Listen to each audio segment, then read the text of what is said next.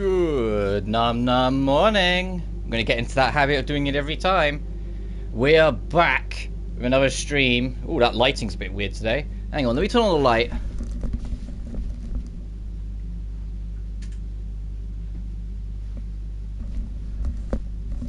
Alright, it's not much, but my light bulb in my room should hopefully light me up a little bit more as this goes on. Essentially, my original plan was to play Anno for the rest of the week because I had fallen under the belief that the game was a little bit longer than it ended up being. You know, actually significantly longer than it ended up being. And so, I thought whilst we're in the cyberpunk-esque feel, I could go back to a few other games that I've owned and played over the time. Wow, that lighting is real bad. Hello. Hopefully that'll sort itself out as the stream goes on. So I fired up Disjunction. Disjunction, it's not a blind playthrough. I've played this game before and I really like it. So that's why I didn't mind coming back to it. I've got another sort of this style game as well that it would be blind called Sense, a cyberpunk ghost story. But that one we'll have to see as we go.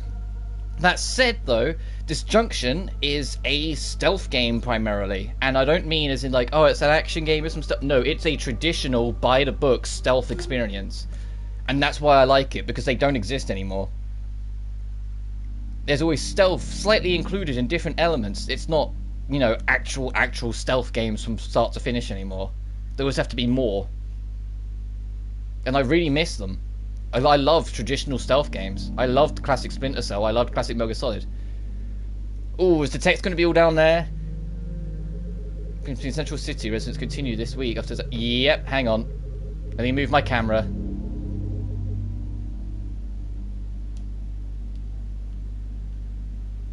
I'll put myself here just for now. Clashes between police and Central City residents continued this week after the shocking murder of decorated New York Police Department officer Samuel Lewis by controversial Central City community leader Lamar Hubbard. Officer Lewis stopped Hubbard near the border of Central City after an anonymous tip that Hubbard was carrying the new illicit drug known as Shard on his person. Tip, hover over orange oh, there's a, where is it? There it is. You can do this. You can aim at keywords if you want to learn more about it. I'm going to level with you. Yes, just like that. I'm going to level with you. I don't care for the story of this game too much. I just love the gameplay and the levels. I allegedly saw Officer Lewis 6 times before seeking refuge in the city. Compound, a SWAT raid later apprehended Hubbard later the same day. More Shard was found on the premises. Another news, Mayor Montgomery is expected to make a decision soon on whether to sign a mayor contract with defense contractor Bishop Krause. Krause has offered to deploy cybernetically enhanced security personnel in New York and Central City to deal with the crime epidemic plaguing areas. Political pressure is weighing on him. Sentiment in New York has slowly shifts favour of the contract.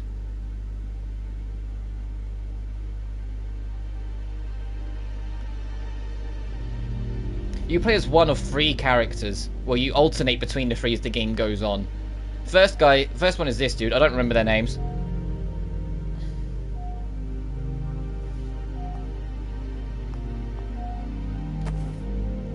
Oh, his name's Frank. Frank and Sybil. You know what this is about? Yeah, I know what it's about. It's been almost a week. I know Lamar didn't do it. And you do too. He hated cops, but he never killed one. And we can wait for the lawyers to deal with this. It will take months. It's too easy to hide things. Lamar will never get clear without help.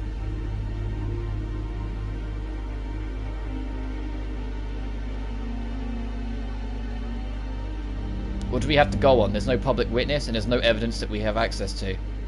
Isn't that your job? You're a private investigator? Well, fuck, alright. How about do some fucking investigating? Anyway, I think I have something. We didn't think anything of it first, but it can't be a coincidence. What are you talking about? There's a non-profit clinic that opened up in Central City a few months ago, offering top-notch care for free. We were suspicious. Nothing in Central is free.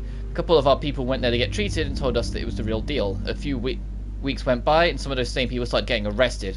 They make the connection to Lamar.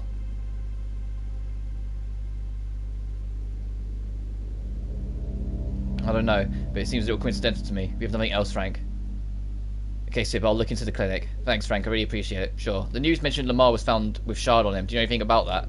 I know for a fact that he wasn't found with it because we don't deal with that shit directly. We let Shard into Central City, but we don't mess with the dealers. They're all small time anyway. As far as I know, none know where Shard actually comes from. If Lamar was framed, I don't understand his connection with the clinic or the Shard. I'll go to the clinic tonight after it closes and see what I can find. Frank, try not to be too overt. I want you to stay out of sight and just get information we're after, not bodies, alright? Sure. Watch your back, Frank. If Lamar really was framed, you might be walking into a hornet's nest. Keep those cyber eyes of yours peeled and let me know what you find. Bye, Seb.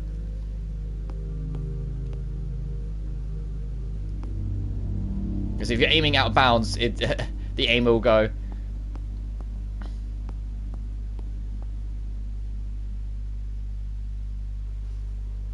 Even it will start loading the first level. It's pretty plain sailing and simple at the start as we go to this bizarre clinic.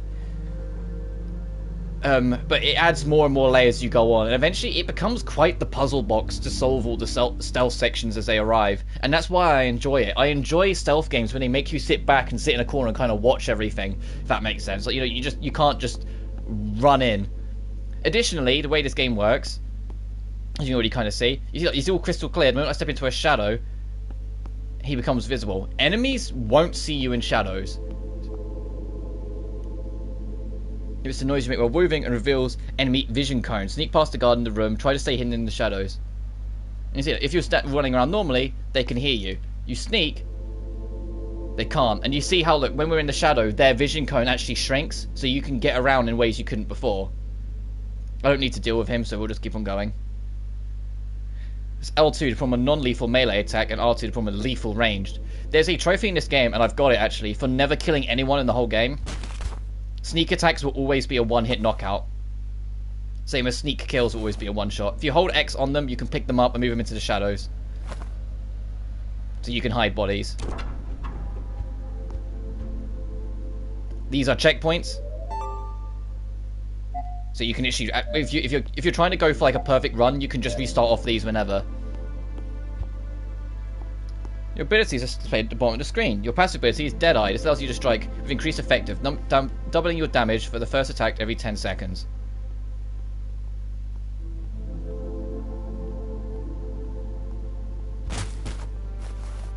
Yeah, he will do double damage on his first hit. You see, now we've hidden that body, this guy won't notice, and you'll go past, and you'll be like, oh, he won't notice his buddy's gone. So you can exploit that to sneak up on this guy, get him, drag him.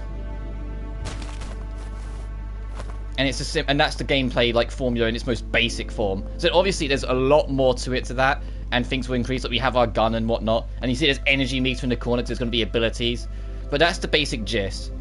Your first ability is the Shock Bolter. This ability allows you to fire a silent projectile towards your crosshair, stunning an enemy for 4 seconds.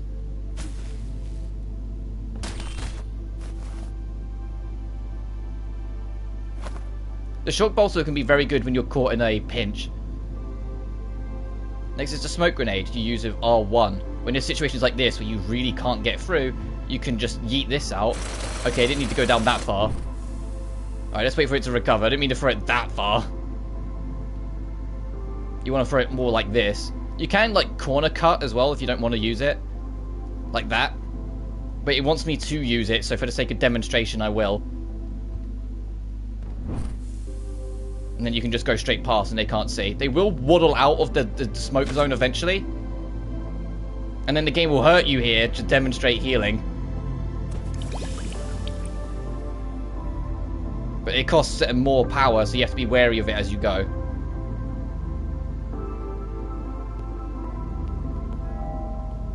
Oh, you see, I was nearly caught there because I was in the very corner of his crosshair.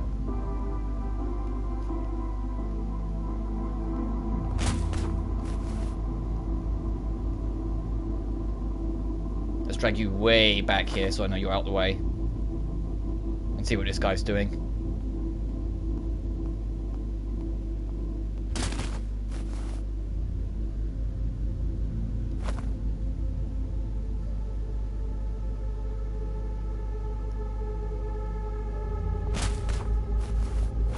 Ta-da! Ooh, our objectives are in the top left. Uh-oh.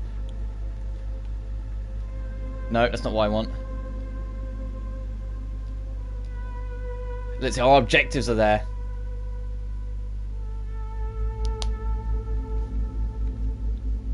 That's like ammo. Kind of need that for gun, health. Where do I feel like being?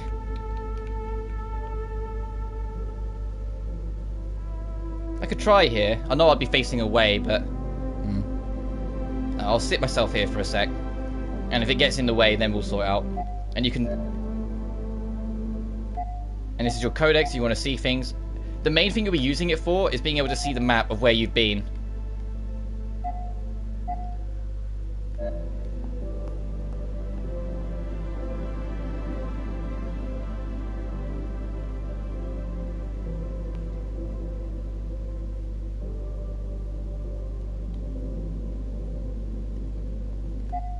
And rely on it, because it will point things out for you. And there's almost always an optional objective in each level for you to track down as well, so use that to your advantage. Things like this you need to be more wary of. See, it's got a whole 360 vision, you're not just going to break it, but there's our health upgrade.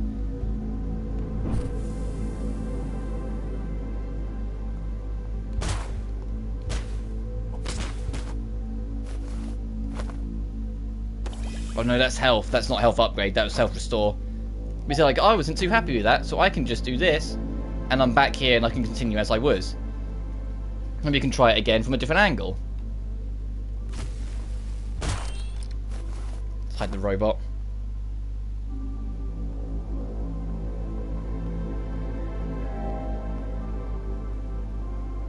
That might be the health upgrade then.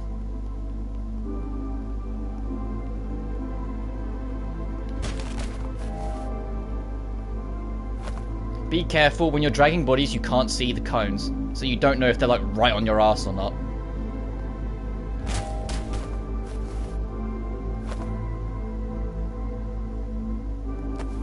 There's our upgrade.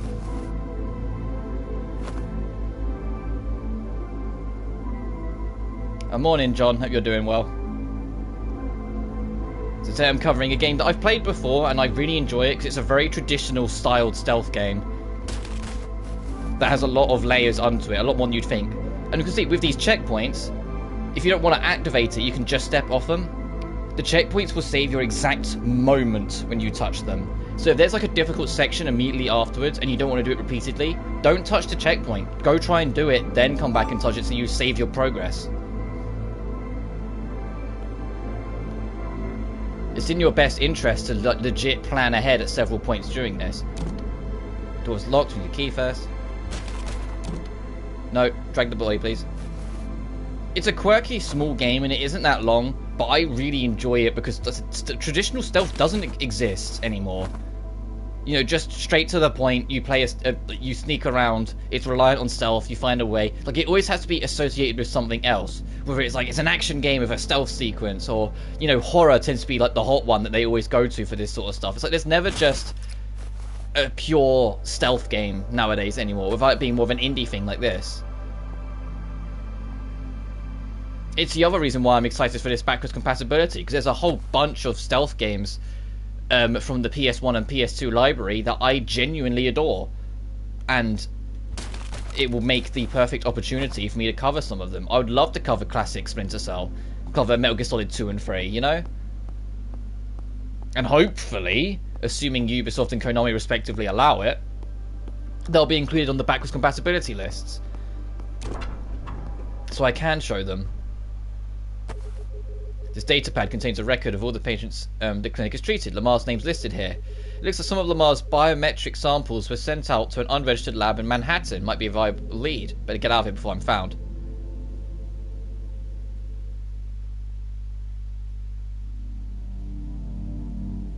Do you ever have your friendship increase with the guy before he shoots you in the face? Oh, you've got to that part in Persona 5, huh?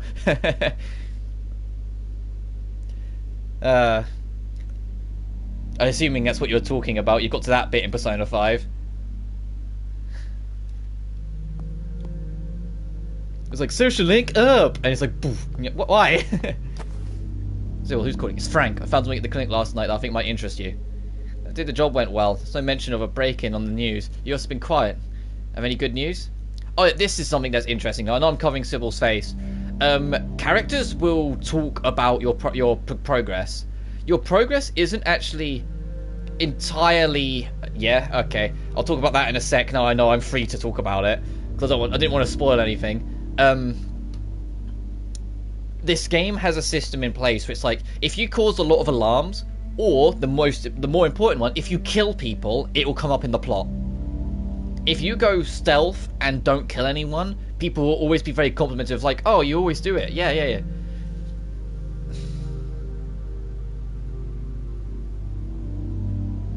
Maybe. I found the Mars patient records at the clinic. They were sent to some sort of lab in Manhattan, but there's no clues as to why. But yeah, that bit on P5, that's actually the first ending decider. When Sai is in the room, basically trying to convince you to sell out your friends, if you sell out your friends, you won't do any of the metaverse stuff. Like, none of that will happen. And like, you won't, and you will genuinely just get shot and die, and that's your ending.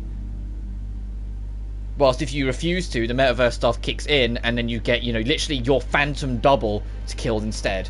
Essentially, you know, Futaba had that like her shadow. That's literally what Akechi actually killed. He killed the shadow you.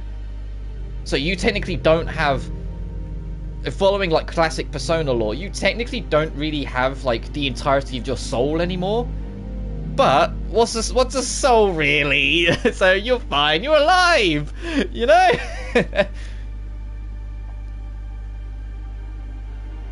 They touch upon that more in both Persona 2 and Persona 4. The shadows of people. Having a shadow version of a human being. P4 especially. But P4, like, the entire goddamn plot is around the shadows of people. And what they represent and what they are. But if you want more answers, I'm going to have to check it out. Alright, Frank. I appreciate you being this discreet. I'd appreciate you being as discreet this time as you were at the clinic. We really don't need to bring any attention by being reckless. I'll try my best, Bicep. That's concerning. Yeah, you'd think they would do more with that, but they kind of like, after like that brilliant, admittedly really cool and like badass twist moment where, you know, survive your own murder by bullshitting the system and bullshitting the soul and all that stuff, they kind of don't touch upon the like the repercussions of what that would be like at all in the plot.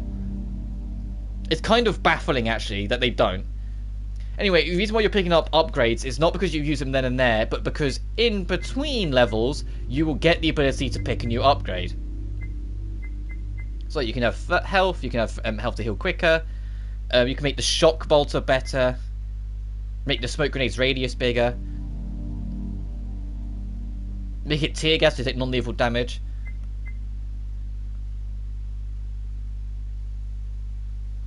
I'll increase the baton. And then you get this for experience, where you can, you know, up your attack speed, increase the time it takes for enemies to detect Frank, so you can make it so you've got more breathing room. Increase the revolver. I won't touch that because we're doing a no-kill run. And increase energy pickups.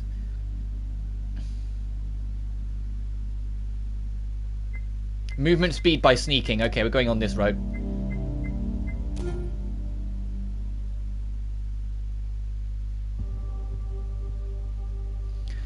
Find the first, second, and an upgrade kit. Okay. The only time I'll ever use the gun, usually, is if I'm trying to get, like, sound attention. Like, I might fire over here to get this guy running over here to check it out.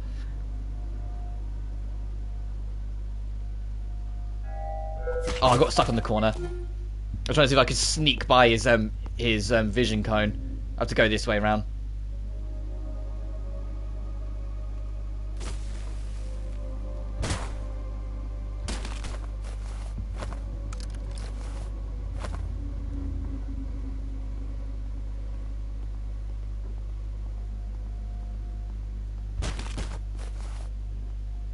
But I do like that twist in P5. It's the only, like... I say that, every Persona game has its own, like, big twists and, like, reveals and whatnot. But, like, Persona 5's, like, big twist was, like, the only one that really made me go, whoa, sort of thing. That really caught me by surprise. The whole, like... I knew Akechi was fucking evil. Like, he's painfully clear he's evil as sin. But, the actual, you know, faking your own death and using the metaverse and having your own multi-staged plan, that it was a trap in a trap, because the whole casino dungeon was Akechi's trap to get rid of you.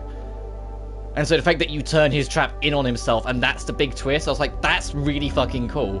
It's not just, oh no, this person was actually a bad guy. Like, you already know Akechi's the bad guy, so instead of making that the twist, they make how you challenge him the twist. You know? Like how you get back at him to twist.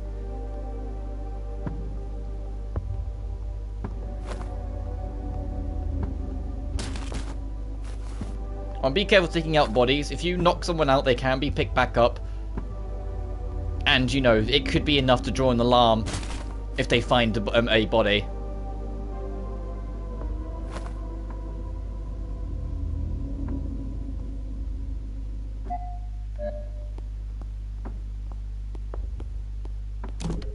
Door's locked. When the upgrade kit's on this floor, I need to keep an eye out then. We'll be exploring it until we find it. Ooh, what's that?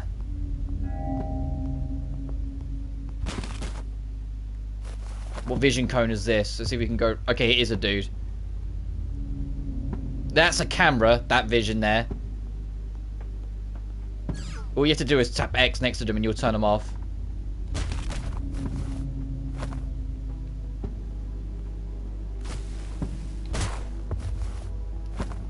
Key card.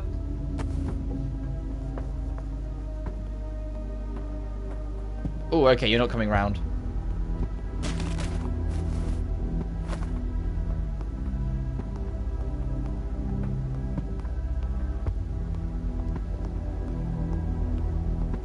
Any other rooms I'm missing? No.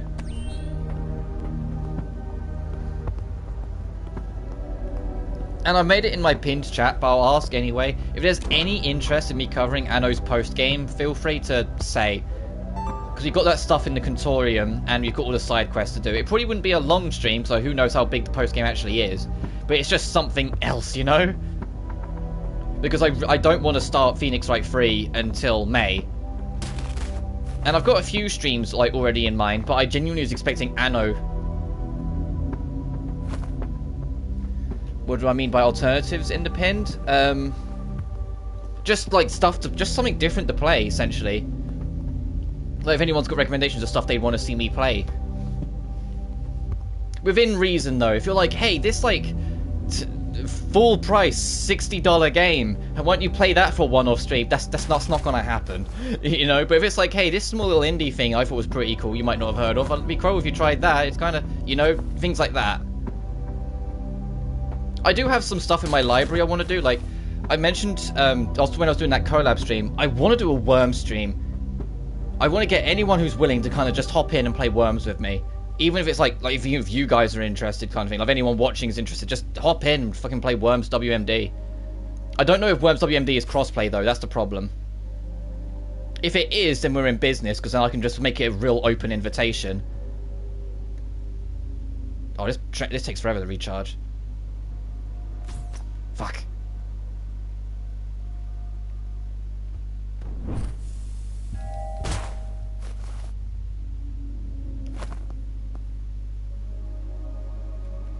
Or if it's like there's a game that I've played before and it's like, oh, it'd be cool if you did like a one-off coming back to this for X, Y, and Z, or talking about X or this and that or whatever. Just it's literally just if there's something you'd like to see, like shout it out, because I'm looking for things to do till May. The only stream that's like locked in stone is on April the 29th. I plan to do a watch-along stream of Guilty Gear Strive's new story mode content. Because I really like Guilty Gear's story. I've always been interested in its lore. So, of course, the new story stuff, yeah, I'm going to watch it.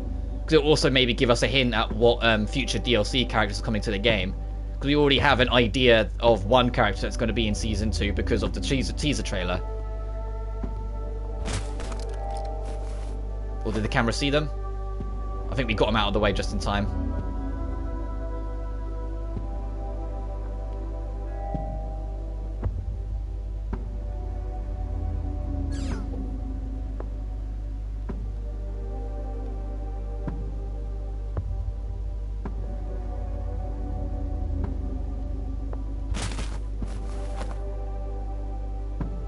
And I mean, heck, like, I'm always hesitant to do them because they're not, I know they're not the most interesting to watch, but I genuinely be up for visual novels. And I mean like plain sailing visual novels where there's like really isn't gameplay, you're just reading along. If it's an interesting story and you're up and you're like, yeah, try it, I'll do it.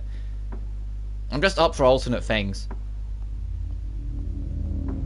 Something to kind of get the week across. So if there's any recommendations, feel free to shoot, you know? Because I don't want to start Tales of Arise yet either, because I know that one will take many a stream to get through all of it. As much as I love that game, it'll be a commitment and a half to do it all. So I don't want to dive into that until I'm like 100% ready for it.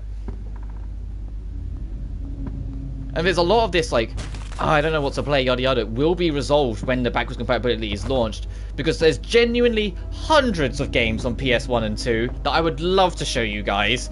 And if the backwards compatibility includes even like a 10th of them, will be set for like the rest of the year.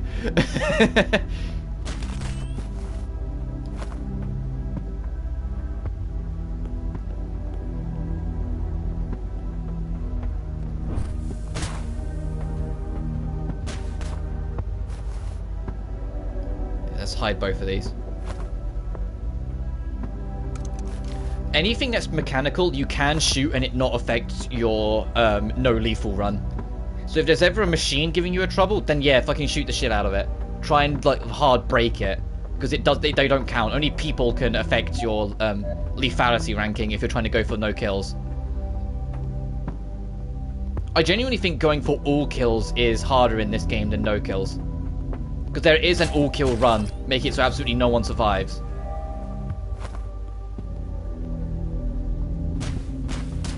Because it changes the plot so radically that they want you to do it. And it's just... no, I've never been in the mood to try it, because it just feels like a lot of hard work to actually make sure every single soul per floor is dead and done.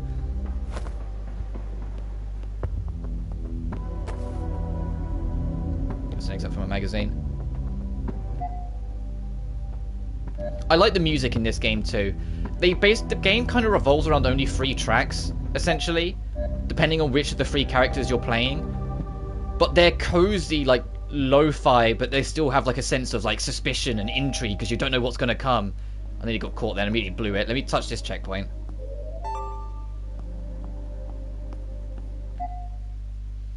Let's go around this way and try it.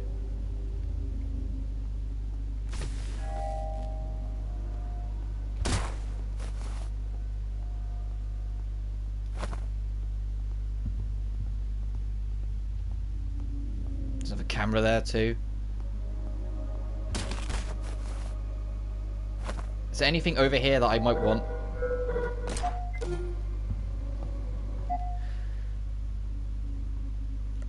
Yeah, I have been paying attention to it. Amori, if that's the game I'm thinking of, like that hand-drawn like RPG, that's actually on my list of games to play. I'm waiting for it to come out on PS4, which is supposed to be relatively soon. You know, if Amori is what I'm thinking of, like, yeah, one shot I have been keeping an eye on and have been debating.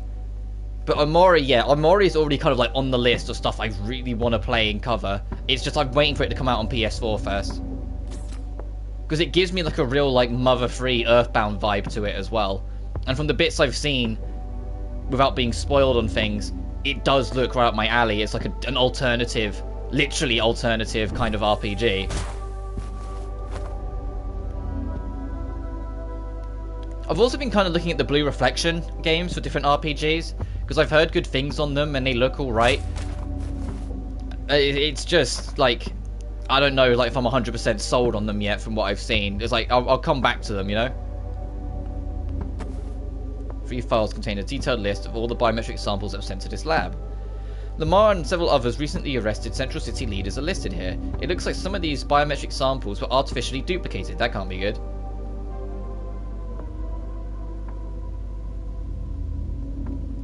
And it's like in June's going to be kind of fun, even without the backwards compatibility, because Sonic Origins and Klonoa both come out in June. I think Klonoa's in June, and like both of them, I really want to. I'm really going to want to play, and we're definitely going to be doing some streams on.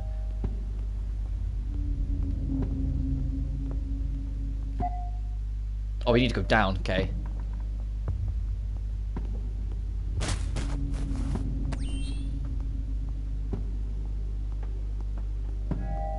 Uh-oh.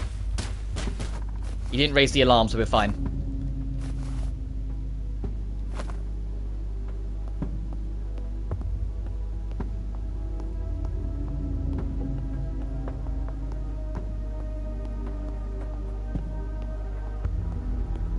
Oh, and here's the other file. Reading this file's right, it looks like this lab manufactures some sort of compound needed to synthesize shard. Oh, I missed that line. Whoops. It's also mention of a disposal race in Brighton Hollow near the flood wall. Might want to check that out.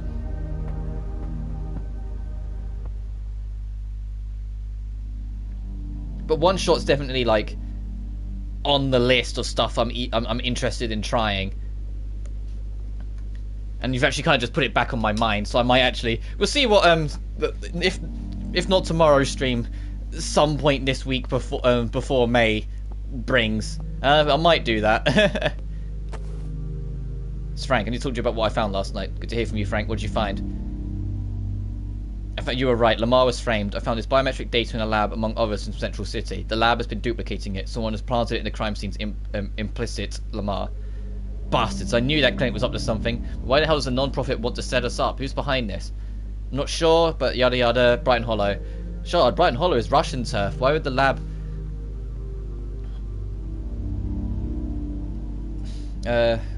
jumping components near the Russians. Something doesn't smell right. I have no idea what the Russian or Shard have to do with Lamar. We need to get to the bottom of this. Brighton Hollow seems to be our only lead. I investigated Russian mob operatives a few years back. I might know where to start looking in Brighton Hollow. You're referring to your history with Shirkov, right? Lamar told me about him. Try not to get distracted. Your priority is freeing Lamar. Sure. Thanks, Lamar.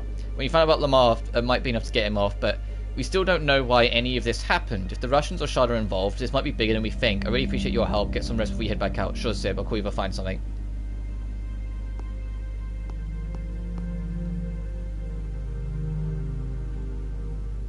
Do we do one more level with Frank, or do we go to the next character already? November 20th, in Bronx. I think we are going to the next character.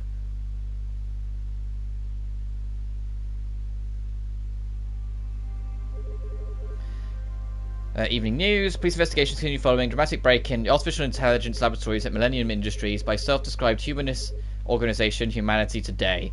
A splinter group of organization led by the leader John Mason reportedly blasted its way into the lab using high-yield explosives and destroyed millions of dollars worth of technology.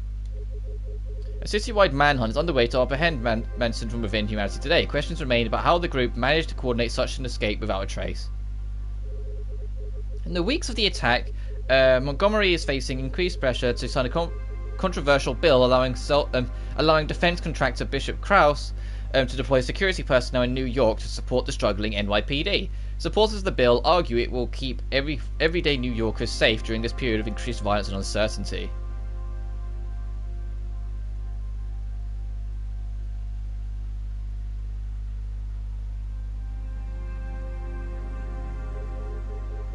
Yeah, we are. Okay, this is the second playable character. This dude here that I'm circling with the cursor. Ladies and gentlemen, it's a pleasure to introduce the fighters to tonight's event. To my left, a kickboxer with two mechanical legs weighing 234 pounds. You know him, you'll love him. George Clever Cleveland. Or is that Cleaver? To my right, the man with the iron jaw, arms and heart, the border from the Bronx, weighing 265 pounds. Joe Lockjaw Murphy. As usual, make sure you place all your bets in at the bar because this fight starts now. Well, fuck. Alright, show's over, folks. No refunds. What the fuck, Joe?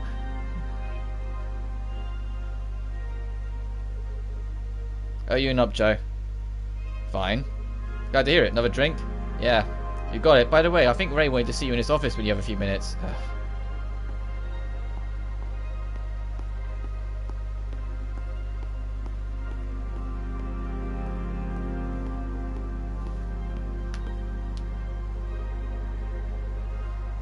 Lockjaw, you almost killed George out there. Poor guy will be lucky if he can ever eat solid food again. Listen, I heard about what happened to your daughter. Losing a kid ain't easy, take it from me. But I can't risk you scaring off the competition. Alright, get yourself a punching bag that don't cost me money. You pay me to fight, so I fight. I pay you to entertain the crowd and make them bet their money away. I don't pay you to smash George's head to dust with a 30-pound metal fist. Take a vacation, Joe. Come back after you got yourself together. I'll just leave. I'll be nice. Have I told you for a minute? Sure. I know you're going through hell, but it won't do you any good to rot away in this place. The answers you're looking for aren't at the bottom of that glass. I don't even know what questions I need answered. From what I understand, there are a lot of unanswered questions. Mira's part of humanity today, wasn't she? What do you know about what happened to her? Not much. Cops took one look at the record at the station and told me to fuck off. All they said was that her body was found in the East River with alcohol in her system. The cops could be lying. Cops? In America? Lying? Or maybe they're just not seeing the whole picture. You don't need the police, Joe. Especially not the ones this city has to offer. You know as well as I do that something here doesn't add up. Her death happening only a day after Humanity Stage breaking can't be a coincidence. What do you want from me? For your own sake, I want you to find out what happened to her. You'll never feel whole again until you do. It's up to you to decide what happens after that. Curtis, I appreciate you give a shit, but what am I supposed to do? From where I'm standing, there doesn't seem to be too much to go on. News said that the splinter group of Humanity Today blew its way into the Millennium Industries building using high-yield explosives. Even diehards like them couldn't have cooked up something like that on their own. They must have brought it from a specialist, local someone.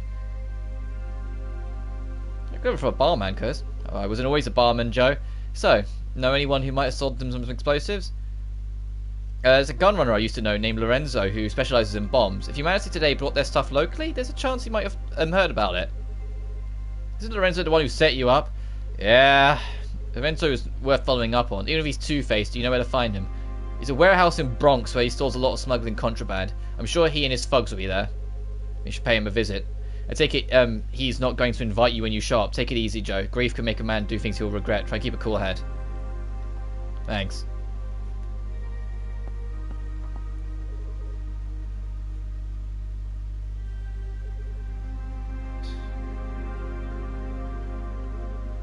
Oh, Jesus.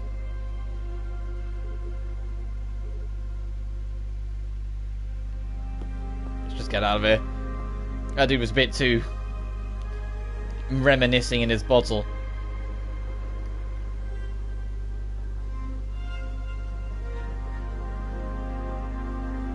Lorenzo Warehouse. Right, the difference with Joe here compared to Frank is... Firstly, he's a bit more resilient. He has more health. You see, he's got 2 more units of health than normal. His punch hits a lot harder, and he's got a goddamn shotgun. Because, you know, having a metal right arm kind of does that to someone.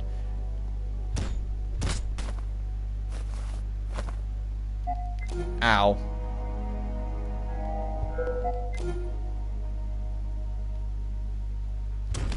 It has to be an actual, like, attack from behind, though. He doesn't have Frank's double damage if you attack from the side. It has to be an actual back attack to get it.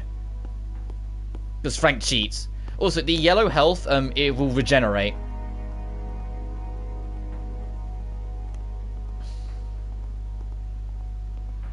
Yeah, that's what about the dermal plating, that we can get like those 2 yellow units of health back if need be.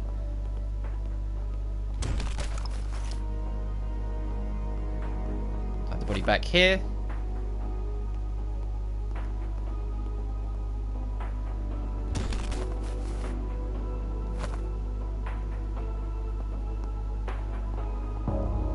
First ability is charged. This ability allows you to dash towards your crosshair, dealing 15 points of non-lethal damage to all the enemies in your path and stunning them for a second.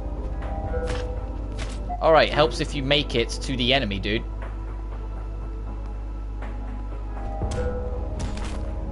That. It's situational as hell, that ability, for the record. The Force Grenade will allow you to throw a grenade towards your crosshair, dealing 40 points of non-lethal damage to enemies caught in the blast. This, however, is your best friend.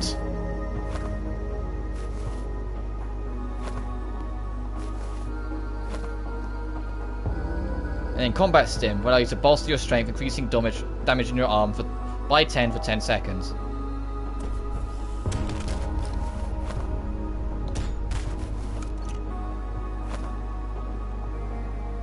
Is it you go on adrenaline for a hot minute?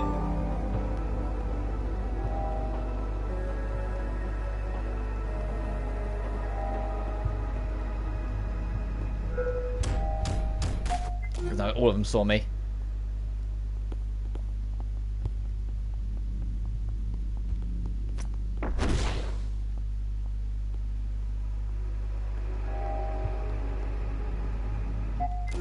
Try it again.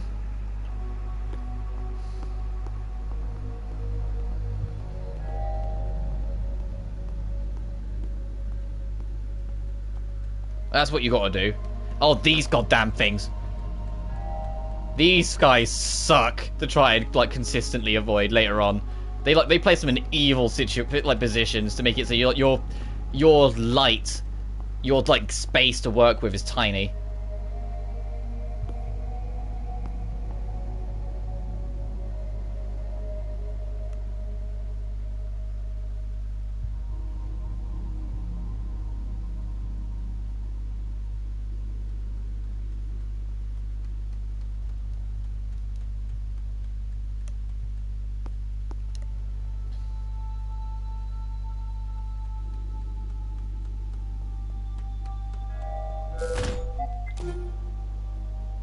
Said he put them in real awkward positions.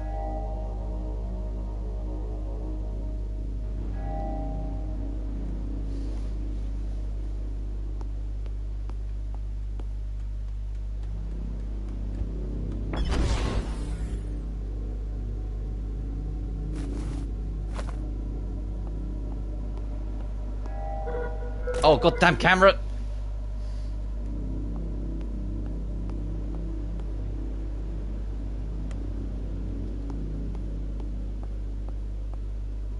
Right, where are you? Get rid of you.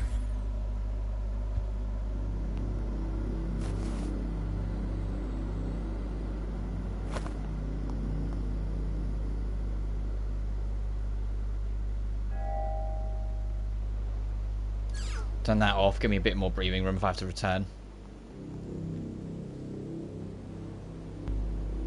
Alright, let's see if that secret is up in that top left.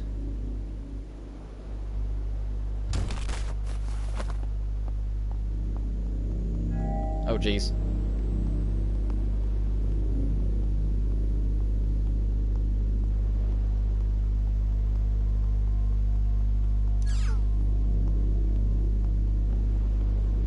Yoink.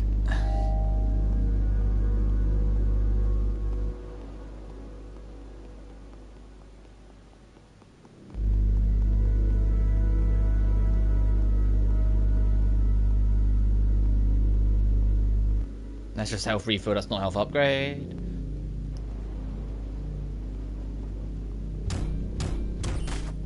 Jesus Christ, how much health that guy have? You had to beat the shit out of him to get him to go down.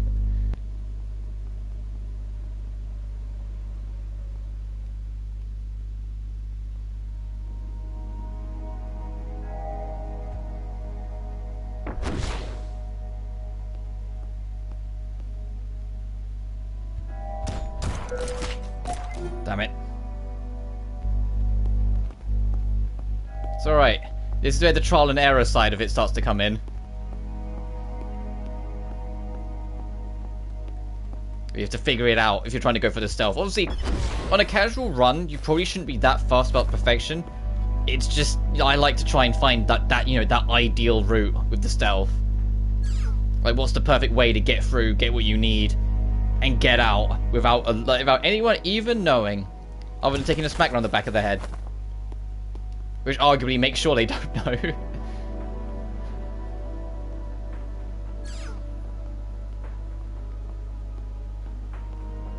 Yoink.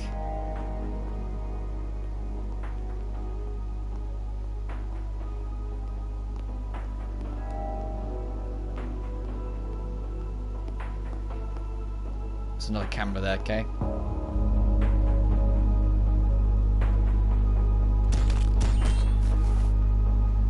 Because I mean, he takes a pummeling. I might have to get a damage boost soon. Other than the stim.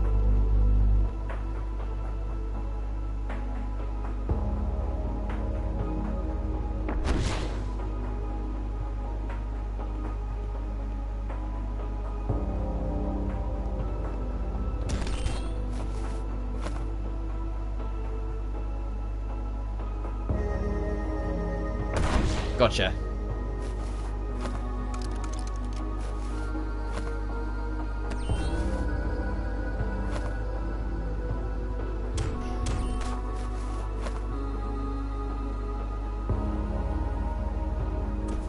Oh, whoops, wrong button.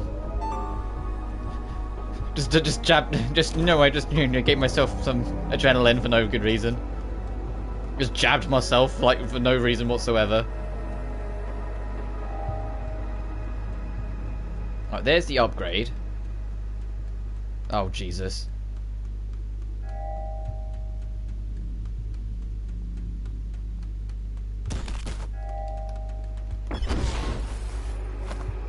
That was nearly bad.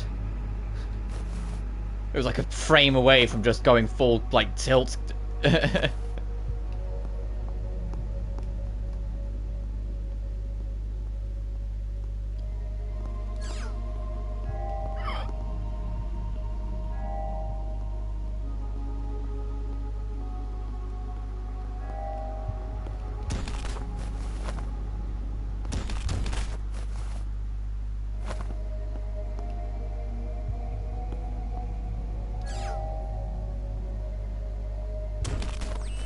Yeah, I'd be like saying that a locker. What a fucking useless security guard. One thing staring at a table, but staring just at a locker, a closed locker. What are you trying to get out of that?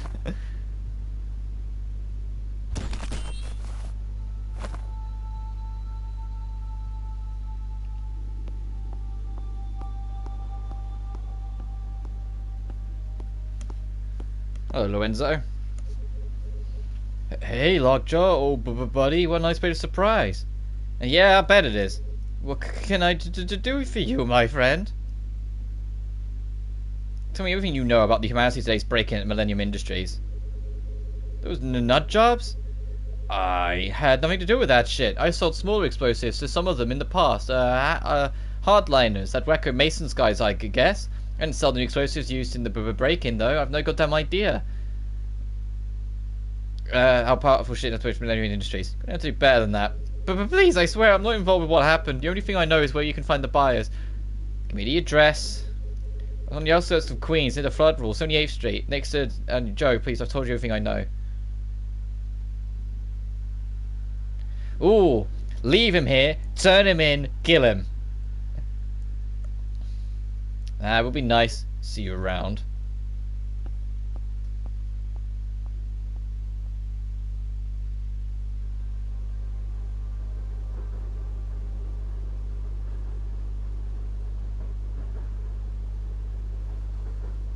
To the Humanity Today safe house.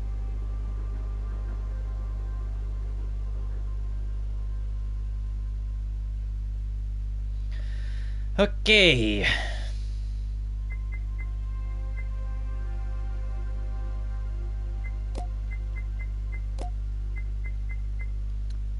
Attack speed from the arm, attack speed from the shotgun, movement speed while running and then by sneaking. And Joe's health by 5.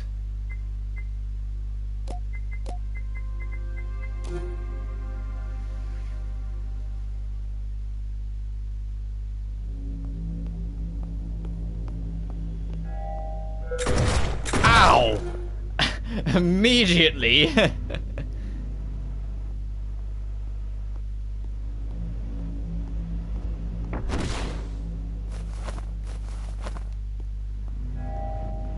Ooh, I need to move these more around the corner.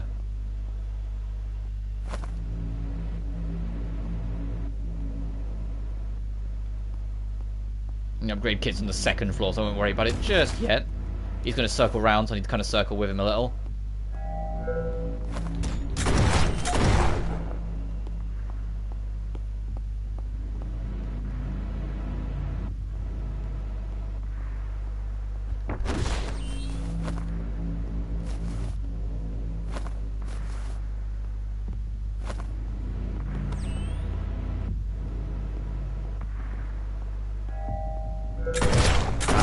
I thought I got stuck on the corner.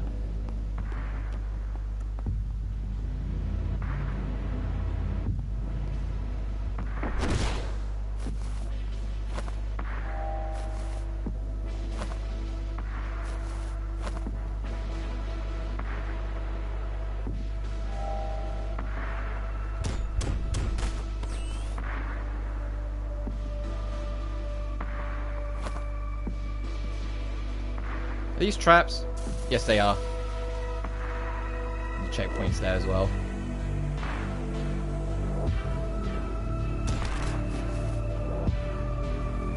So now this is one of those opportunities where it's like, you can go to the checkpoint now, but is it in your best interest to? Is there other stuff you want to try and do on this floor before you touch it, kind of thing? So it's more progress covered before you're safe.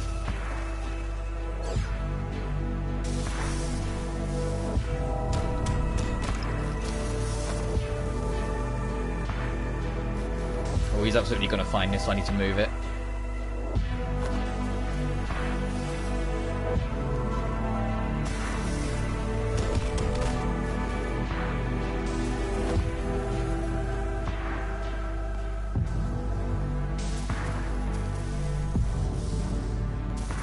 If you boldly sprint, you can just go straight over those traps, though. It's just you have to, you know, sprint. Hey, shotgun dude, take that.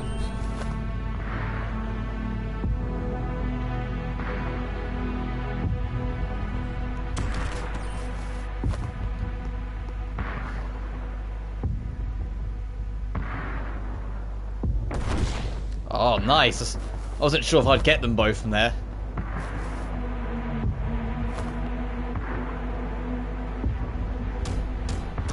I'd be curious to see like a no equipment run of this game, just how much harder it makes it to try and do the perfect stealth with no resources to rely on.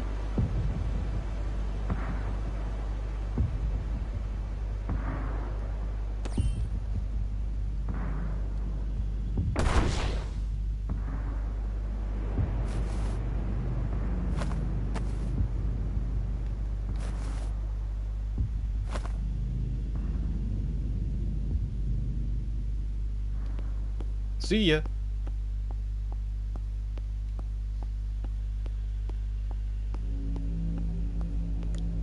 See, now we're heading back. Now I'll love tap the checkpoint, even though I think we're pretty much done with this room.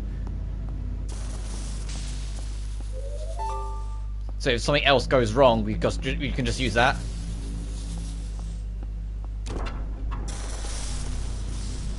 Oh, we're not done.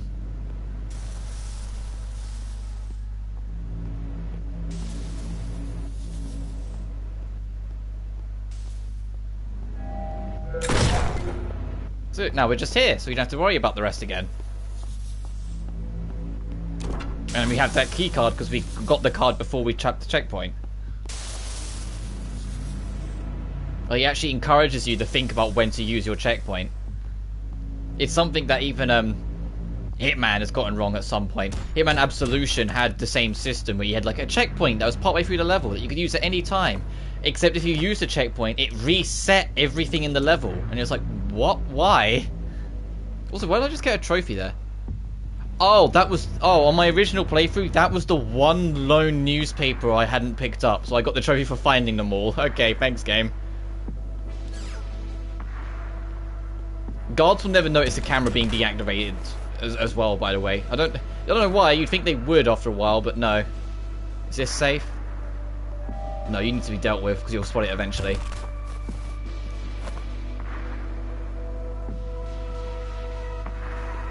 And that was like the most annoying thing with Absolution. If you used the checkpoint, you knew if you restarted, everything you'd just done would get undone as well. You'd just be... It's basically you just changed your spawn point.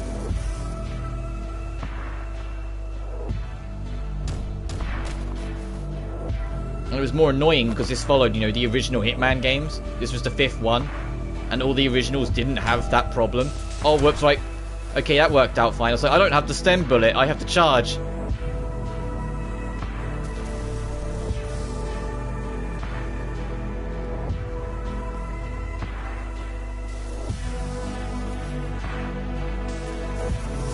Ow.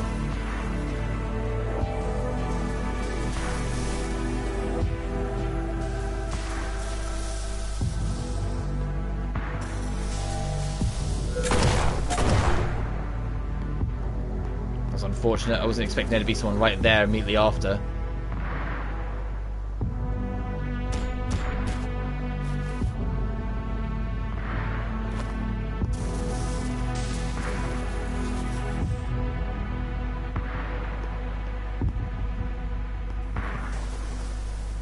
Let's not go up there then. Let's go this way.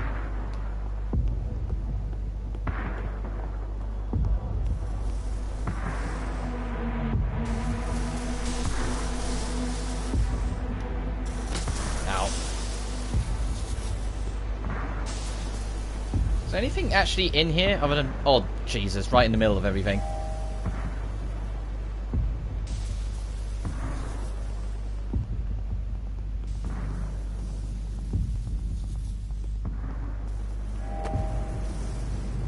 And that's what I mean, where it becomes like the test, where you have to like kind of pay attention a little bit more and think about how you want to go it, because you have to. They're gonna get more and more awkward for you, and more situational for you as it goes on. Like you're gonna have to think more out of the box each time.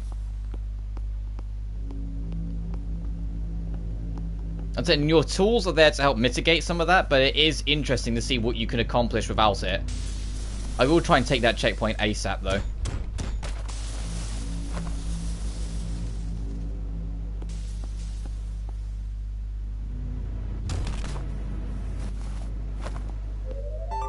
Awesome.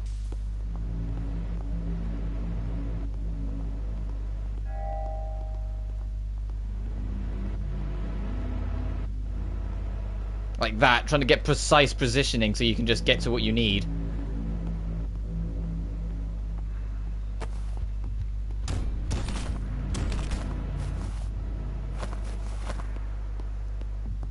Alright, now about trying to get into this bloody door.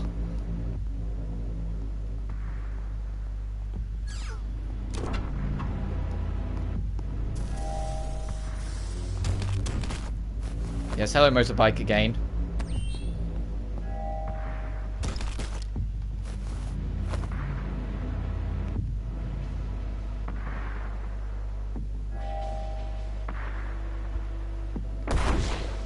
Nice.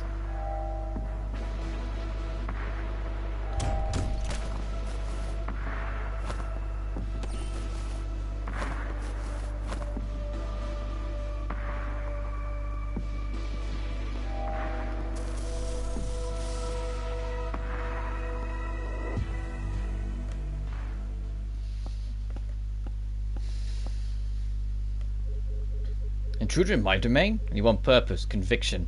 Yet not an agent of our failing government, I don't think. Why have you come here? Because you have information that I need. Curious. You broke into a heavily guarded compound, just some information? More or less. Impressive. Admire your tenacity. I'm not sure if I'll be able to help you. At any point you can go, I recognize you from the news. You're gonna have to... Indeed, Mason is my name. I led a branch of humanity today in the fight against the corruption and moral decay of modern society. But you didn't come to this place on behalf of a corporation or a government, so you must have personal reasons for being here.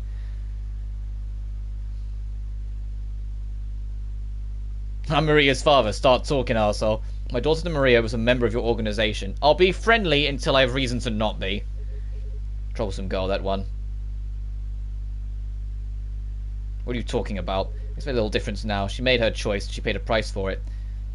Did you kill my daughter? Not directly, but I assume that distinction means little to a man like you. Jesus Christ. That first line. Your assumption is right. Now tell me what you did unless you want to breathe through a tube for the rest of your fucking life. Tell me what happened. Very well. 2 weeks ago, my organization was contacted by an encrypted source of the underweb calling herself Horwitz. Horwitz proposed a deal wherein we can claim responsibility for the attack of Millennium Industries in exchange for hard cash. I accepted the offer with little hesitation. The media is likely to pin the blame on us anyway, and the money would help us move forward with our plans.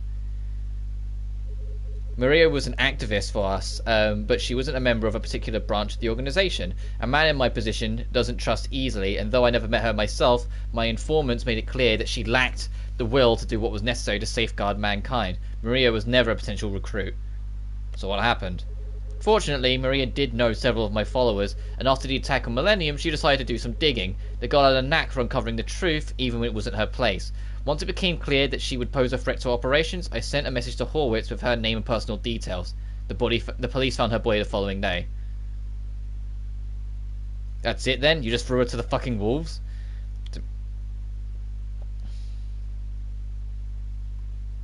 Oh, does it? This guy is like, yeah, I just basically threw her name out there, and what happened next was, not my call.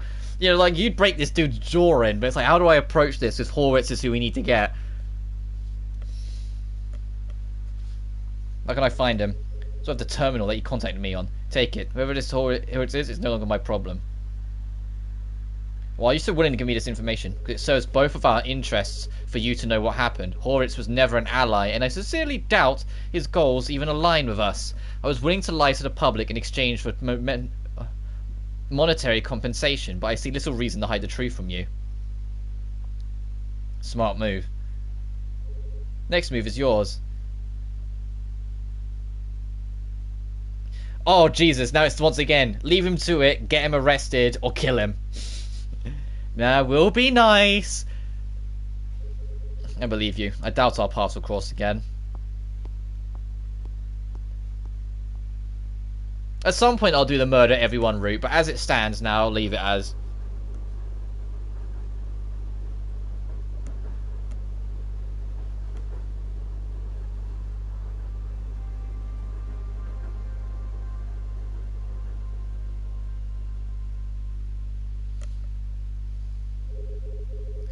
Figure out who Horitz is. I can trace Mason's terminal.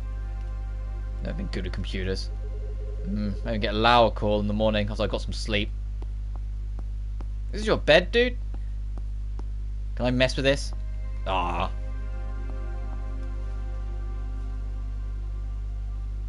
It looks like 6 planks of wood with a blanket over it. That's not a bed.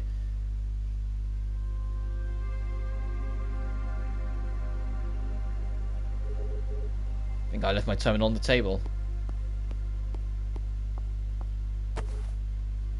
This is loud. This is Joe. Something I need you to help with. Lockjaw? I didn't expect to hear from you. I thought you were retired.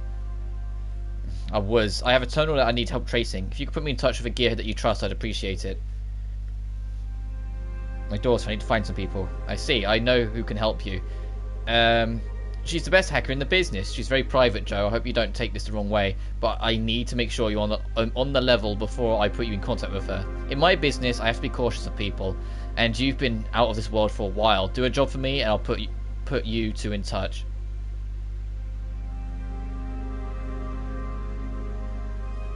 Sure, Lau. Business as usual. Right. It's a straightforward snatch job. Sneak in, secure a package from after, sneak out. Quieter the better.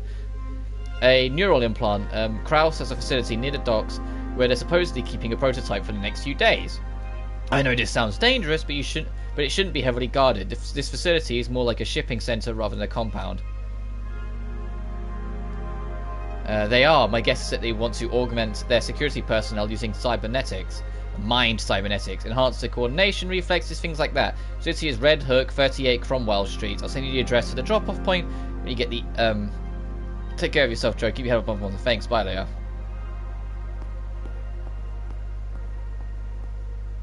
As I said at the start of the stream, I don't really care for the story of this game too much. I'm in it for the gameplay loop. It's a long string of who done this, who did that, what's going on here, what's going on there. Like chasing loose ends until eventually you find it all ties back to one person and then the final level starts. Like, it's that kind of thing.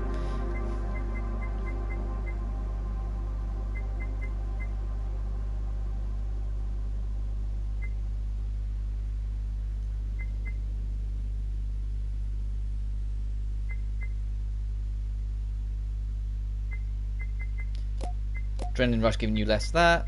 Sneaking speed. I'm not going to use a shotgun. I'm not that fast about health right now.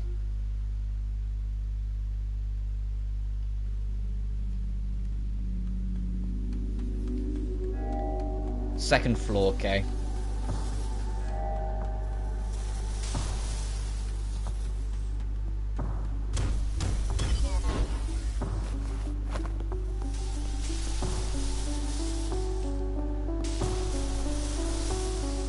I like the music of this game as a whole. I said it earlier, but it's like this beat comes in. It's like, okay, now I remember grooving to this track a little more. I think they get the right balance with a lot of it, of how it should sound and how it should feel to give off like the right setting and vibe of everything.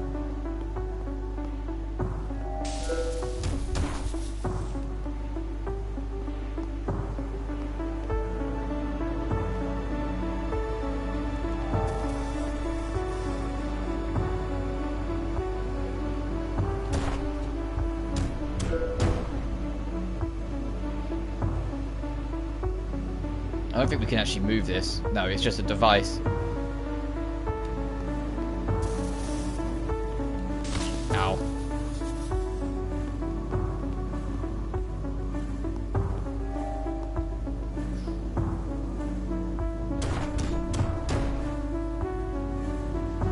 That's okay, because these people don't care about that machine. So you can just batter it and they won't even notice. This locked? Yes, it is.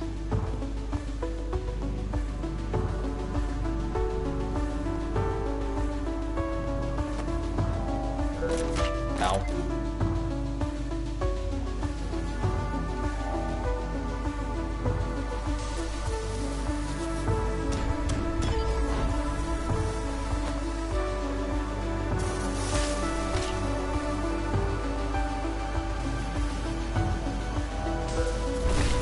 Ow! Forgot they fucking self-destruct if they hit you.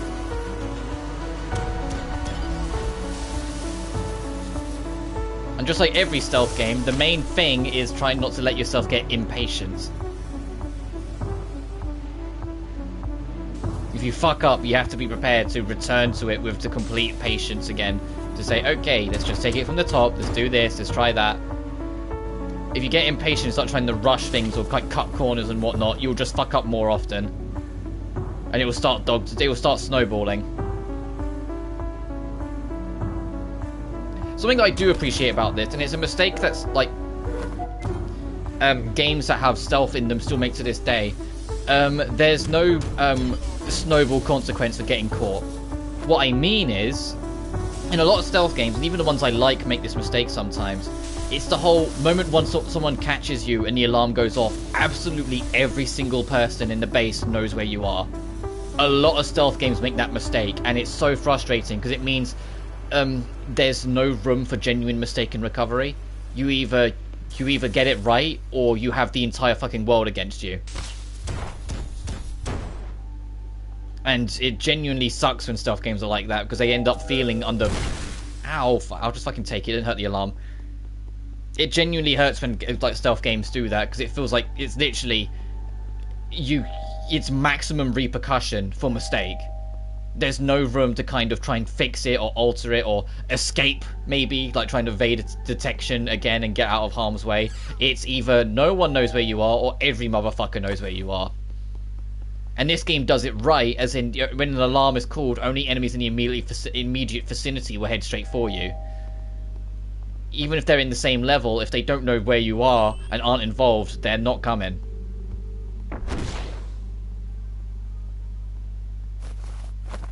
I know this thing it's only looking for artificial life, but still. Not artificial life, life that isn't like the security, intruders. But it's still worth hiding the body from it.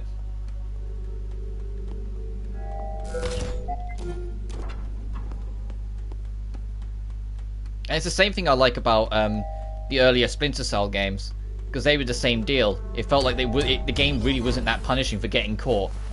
The way they handled it instead is that enemies would like start armoring up if you got caught a number of times. Like the AI would get better. They would be more likely to catch you sooner. They'd be more likely to spot you in the shadow. They'd check things a bit more awkward. Like they got smarter in keeping an eye out for you the more alarms you set off, as opposed to just everyone knows where you are, now they're gunning for you.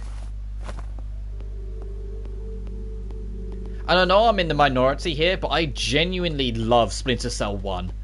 For as clunky as it is in places, there are some things you can do in Splinter Cell 1 that just makes it more appealing for me to come back to than even Chaos Theory, you know, the fan favourite.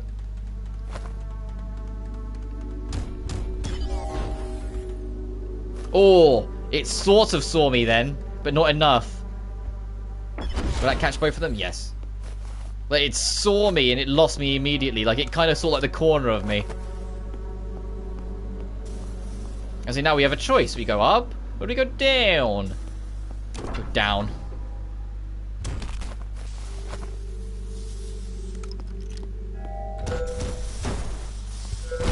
Ow. It's alright, they don't count for the alarm.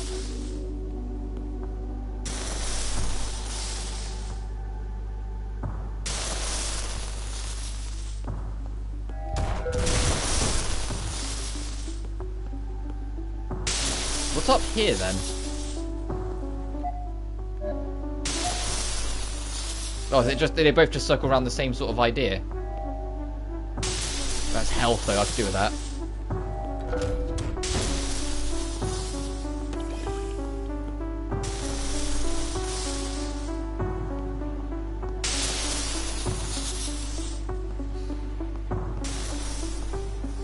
But then even saying that, I still like Chaos Theory a lot. Chaos Theory is real damn fun. And I know exactly why it's the favourite of the series, because of how many options it gives you in the level design. Whilst, for me, the original Splinter Cell just gives you more options in because of some of the looseness of the gameplay, that you can kind of just get away with things it feels like you shouldn't. Especially because of things like the wall jump. The fact that you can kick off like any wall, you can get to places you really aren't expected to get to without any resistance in Splinter Cell 1. It's why speedrunners tend to pick the first game over the rest, because it's very easy for you to kind of break out of the levels.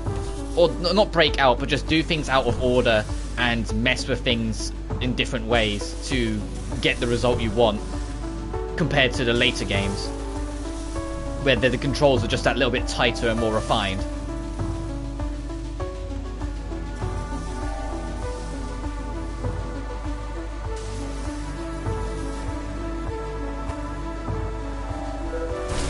Ow.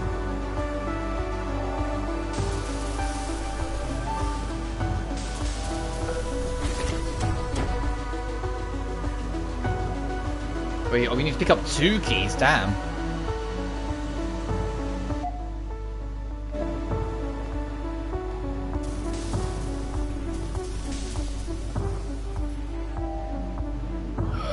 Okay, we didn't get spotted.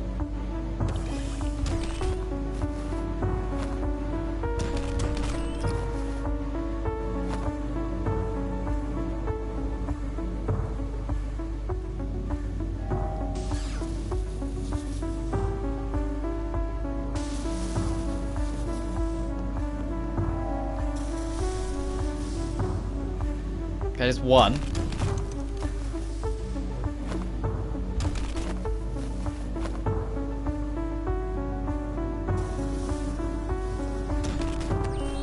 Okay, get your drink out the vending machine, dude.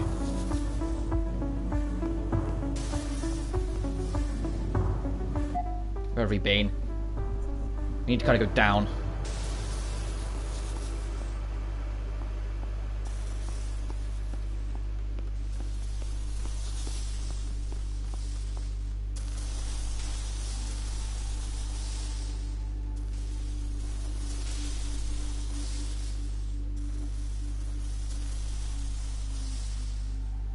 Oh, there's a bump here.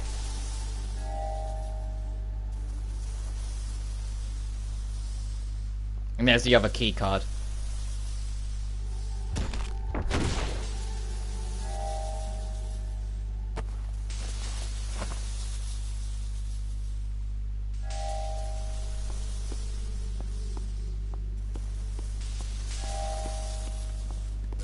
Oh, Jesus Christ.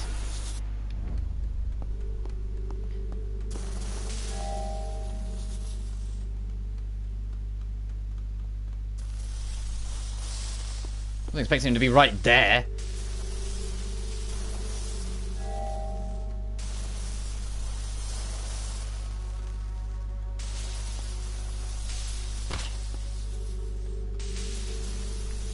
Didn't really have much choice in the matter because of the way it was cycling.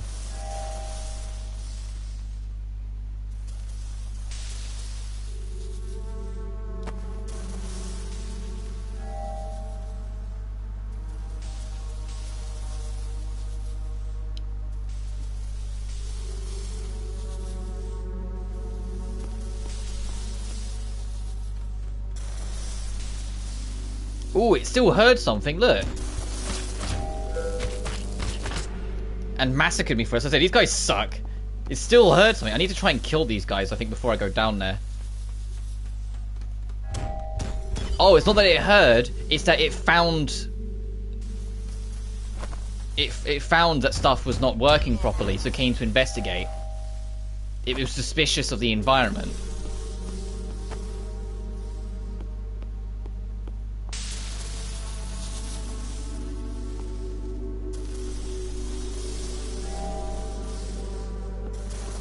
Okay, it's possible for you to just squeeze through in the timing.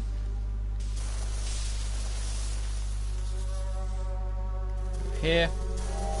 Uh-oh. Ow. I was hoping you'd curve around sooner than he did.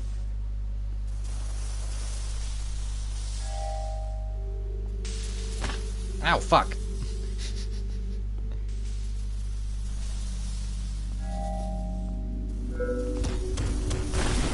Ow. It's okay, we're still alive.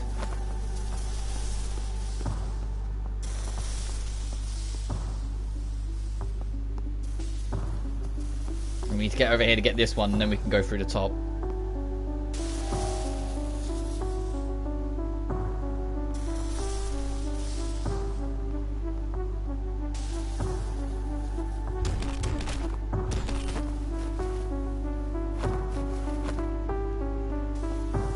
Hey, what drink are you buying? Let me have a look.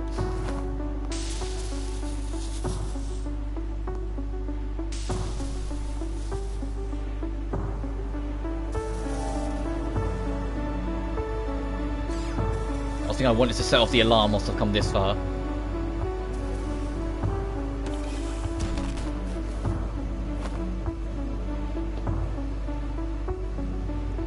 I won't do all of this game today. And I don't know if I even will. This is more of just a one-off because I wanted to show it off and why I like it. But I'll at least show off all three characters. So we'll carry on until the third playable character is at our disposal and show off what she plays like. Oh, right, you're still alive. Ow.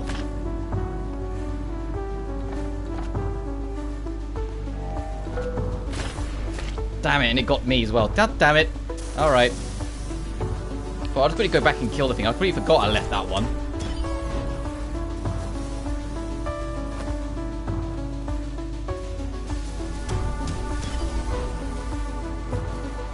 It's alright, we know the pattern at this point. The trial and error nature of these kind of games.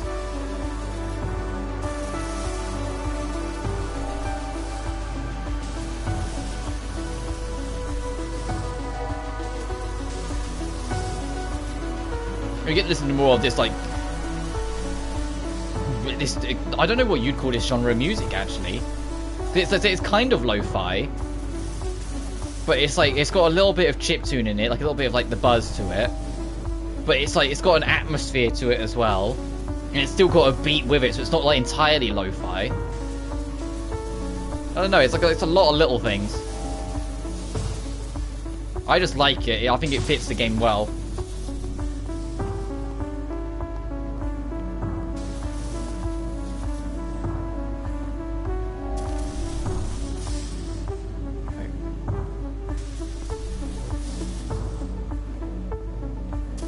Turn around.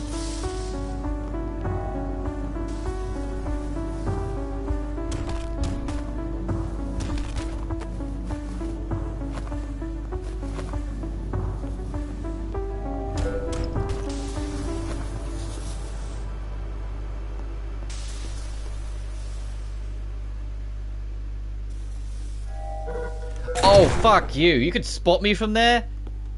Alright. Fuck you.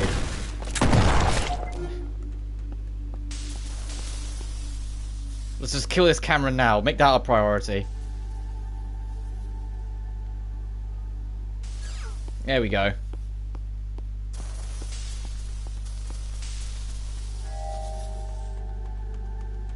That's my main thing. If I can just do... Like, the non-lethal is like a given for me. Like, I'm always going to try and go for that in stealth games. But if I can do the no alarms, I'll take that too, please. So these guys are machines, so I could just open fire to try and get with them and they get awkward on me. Especially this one who's still waddling around suspicious.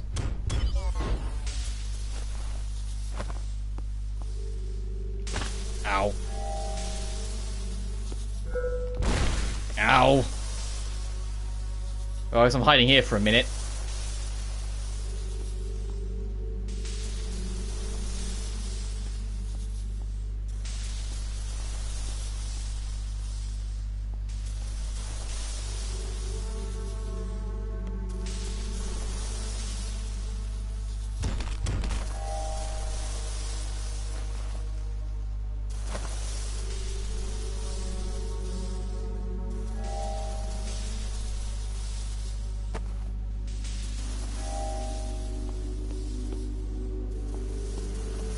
Mind if I do? Let's get out of here.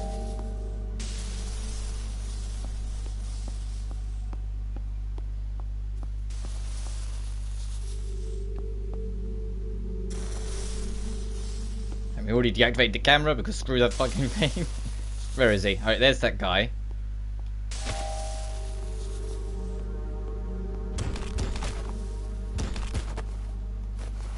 Hide you. Sure, but you hit. I don't think hiding the body really matters if you know no one else is coming in the room. It's just a good practice to get into.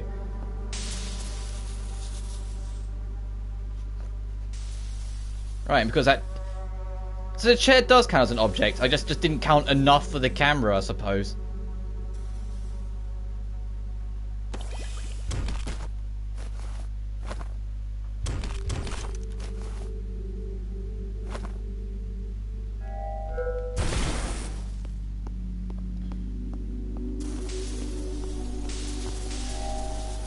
Alright, you, yet don't want to mess with you. Let's just get out of here.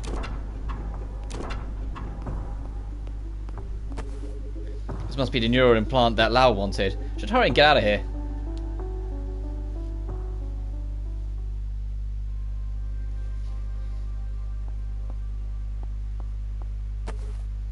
Job's done. Deliver the implant as you wanted. Good work. Good to see your skills haven't dulled since we last worked together. As promised, I'll put you in contact with a hacker. She goes by the alias Spider. Like I said, she's very private, so give me some time to get in contact with her. Thanks. Of course. I hope our paths cross again, my friend. And get some rest in the meantime. And this is what he looks like if you're curious.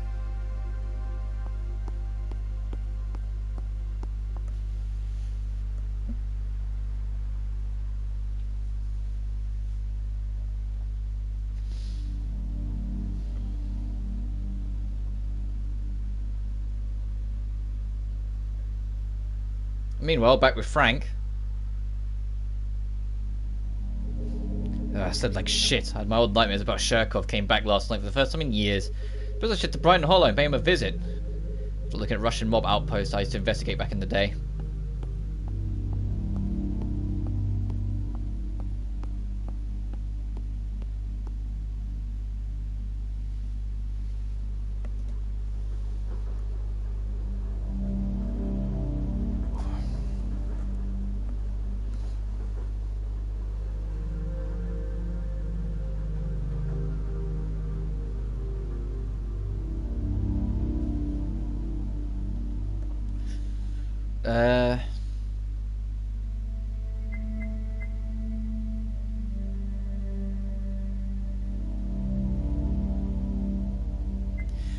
Causes the bolter to pause the game for 5 seconds and reduce its cooldown by 2. That's kind of crazy.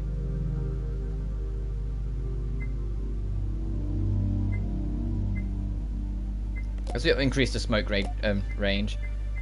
And let's get movement speed by sneaking up.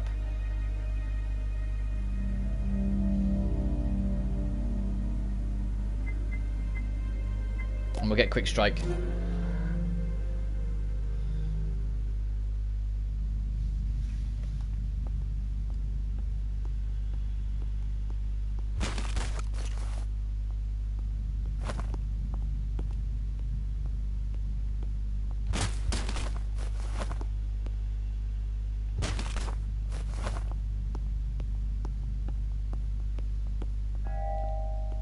Ooh, what's down there? Oh, it's one of the turrets again, okay.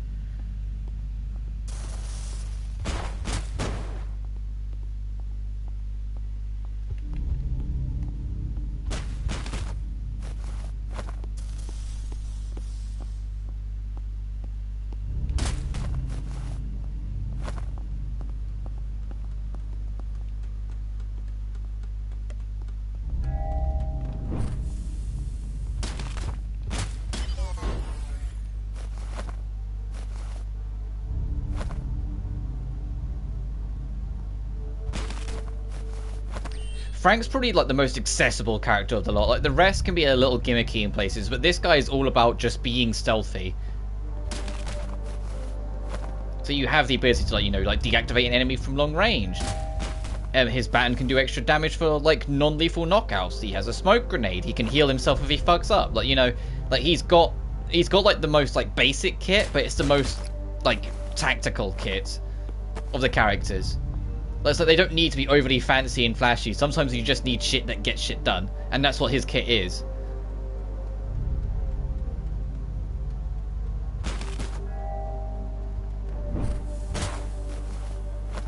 This kit's very good at just getting the job done for you so you can carry on. Sure, I'll get this.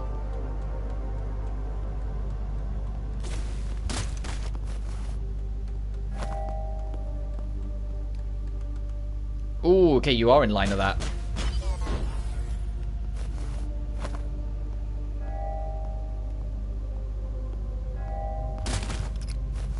Thank you, big guy. Don't have it. Oh, we do have a key for that, but let's look this way first.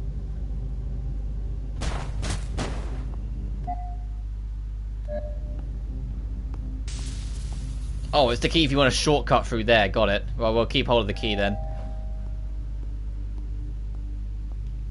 Not that it will matter. Yeah, our key's gone. Okay, so it's just if you want the shortcut.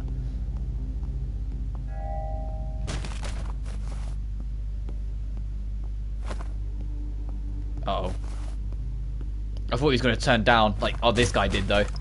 I thought the guy in green was going to turn down, which is why I kind of pulled it around the corner quick.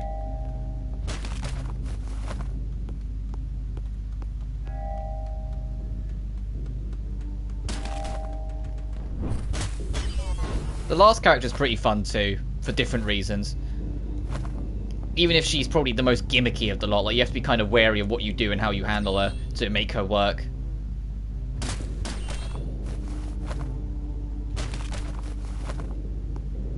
And the upgrade's on this floor as well, so it's...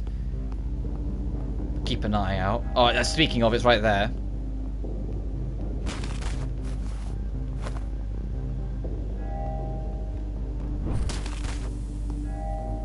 Yeah, so I need you to not report this, so I had to kind of block your vision for a second, dude. Oh, and you're literally standing over the checkpoint with 2 cameras on it. Jesus Christ, how badly do you want the checkpoint, huh?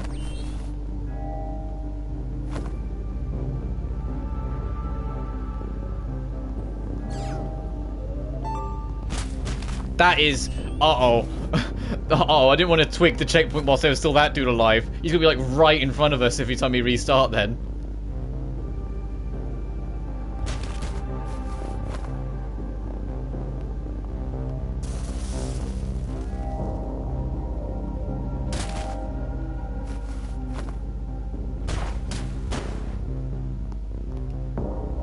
Key card.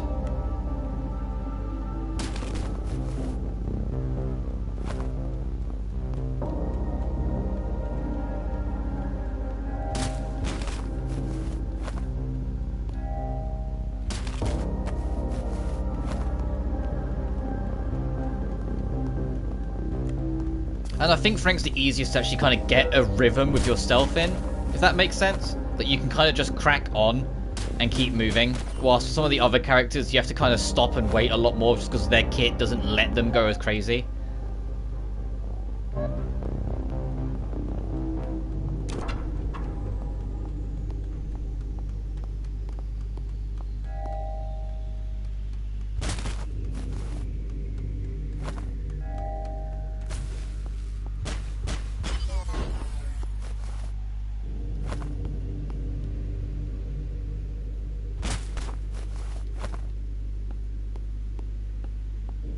Got ya. According to these files, the lab in Manhattan supplies the Russian mob with shard, which they then sell for massive profit. Doesn't seem like the Russians know who owns the lab or even where the lab is located. That's interesting. The address is Sherkov's penthouse, who's listed on here. If I want more answers, I better talk to him face to face.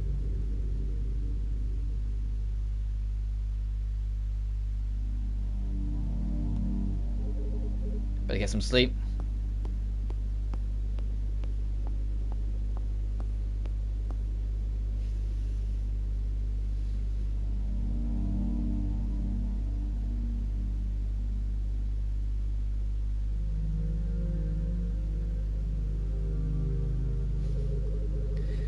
Trying to get from Zherkov about Lamar and Shard.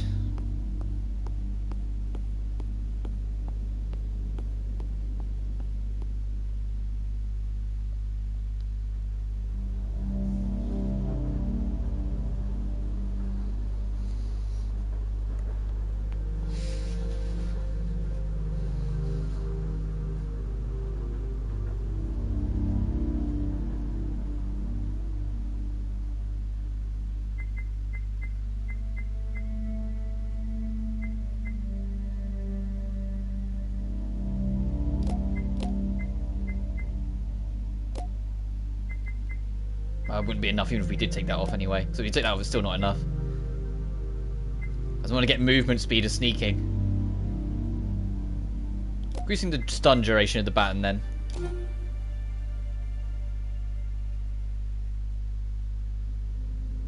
Oh, I remember this level. This level has a few awkward spots in it. Because now it introduces these guys.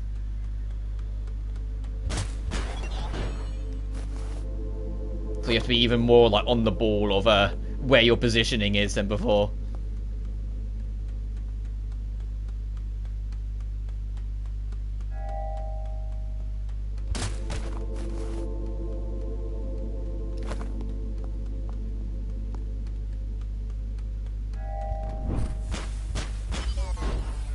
Like I said, you have these for a reason, so use them. You.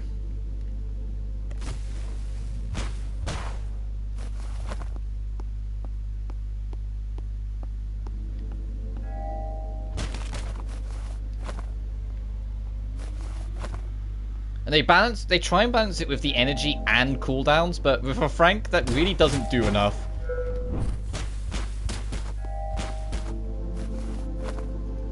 Because you get energy back at a steady rate, and like, yeah, you can. There's ways around it basically. You can really use it to your advantage. Oh, we've been pretty much everywhere. The upgrade's on the second floor, and this checkpoint's linear, so might as well get it.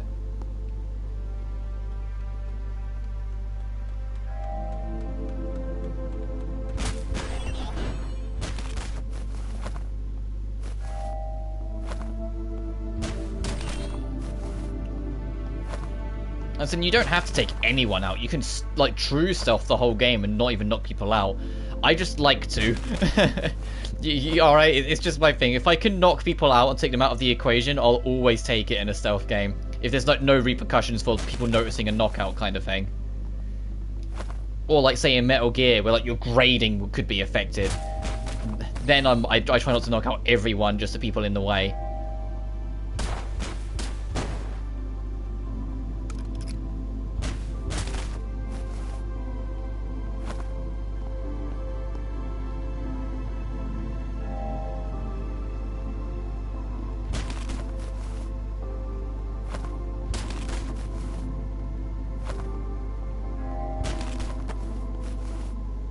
You didn't see that body. But what I mean, you can be super aggressive with it. Because I only needed to put the body just out away enough that it would give me the time to clear out the other people before he circled around to see it. Like, if you know what you're doing and know how to handle yourself, you can be really aggressive and fast with the game. Which is the next reason why I actually love traditional stealth games. Because it's not just a figuring out the puzzle box, it's actually like stealth games are really fun speedruns. Once you figure out how they work, it's using all your expertise to expertly evade all the enemies, like all your map knowledge to know where to position yourself, where to put your gadgets and whatnot to make sure you get all the effectiveness you need. Stealth games are insanely fun to speedrun compared to most other genres.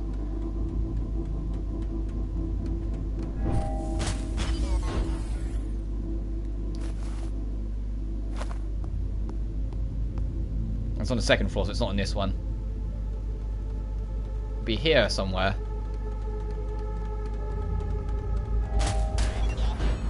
Because you feel like a champion when you can get like a room cleared super quick that, you know, at some point took you hours to puzzle together.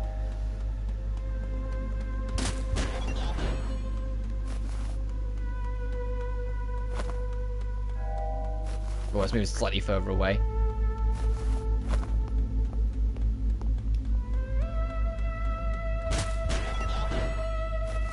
And because of subtleties on these, like, the design of these creatures, you can full sprint at them if you can see that where the light is and know where they're looking to not get caught yourself.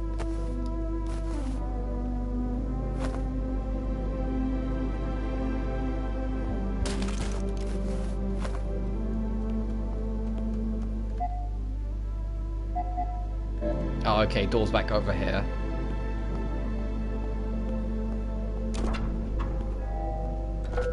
Uh-oh. No alarm, so we're good. And see, even though the machine saw us, only one person came over to check. Like, it wasn't everyone. That's what I mean. The game's very good at making sure it's appropriate who comes for you, and there is room for recovery if you fuck up. I just said don't want any alarms. Oh, that thing didn't die? There we go. Alarms and no murder. Which is going to be really annoying when explosive barrels come into the play and you're like, oh, no murder? Come on, it's right there. So you have to hope there's robots near it instead so you can get away with it.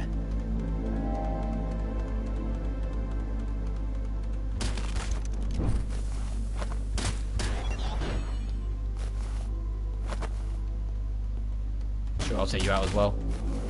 Got to upgrade kits, we just need to get out of here.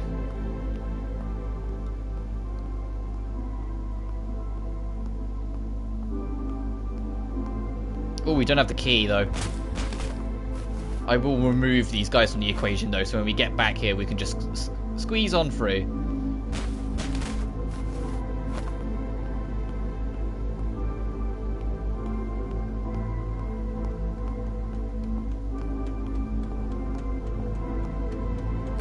Got ya.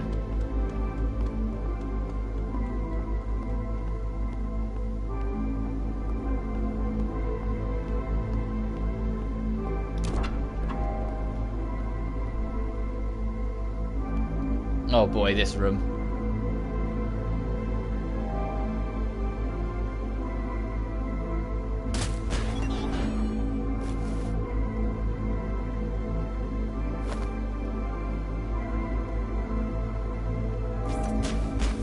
I missed the electric shock, but it's fine, we covered it. I don't need to worry about you two, it's just you I need to worry about, the spinning terminal.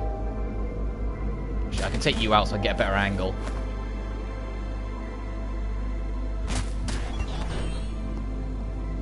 There we go.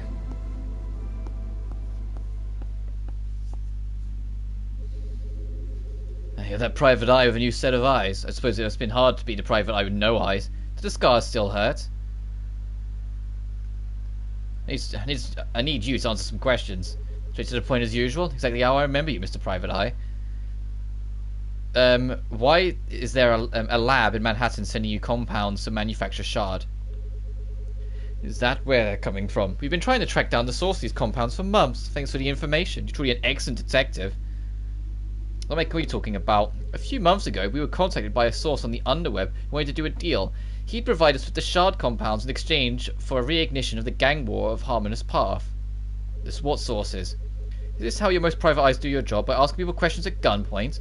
We never figured out who he was or what his motives were. All we know is he called himself Dimer. At first we thought he might be part of the rival mob looking to make a power play, but no other mob has shard. We tried to trace the source through the underweb, but didn't get anywhere. In any case, we accepted the deal. Shard is worth its weight in gold, and we never liked the Chinese anyway. Doesn't sound very profitable for you to go to war just so you can sell drugs. You wouldn't make a very good mobster or drug dealer. You're in the right profession, Mr. Private Eye. One last thing. Does the name Lamar Hubbard sound familiar? Central City leader? All I know is that I see on the news. Bullshit. You think poorly of me, Mr. Private Eye. I have never heard of Lamar Hubbard until his face was plastered all over the TV after he killed that cop. I have no reason to lie to you. You might. I have no way of knowing that. You've broken into my safe house and have me at gunpoint. You can take my terminal and access all my files. You'll find no mention of Lamar Hubbard. What now?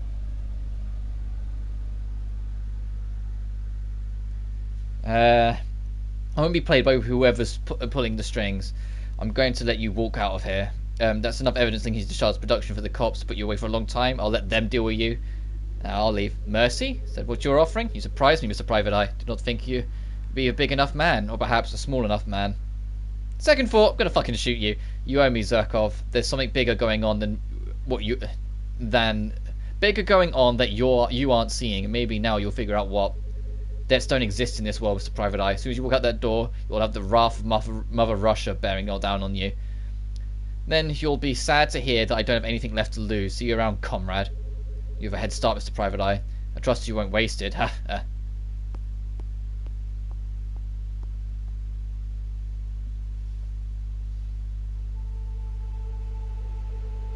Meanwhile, in Chinatown...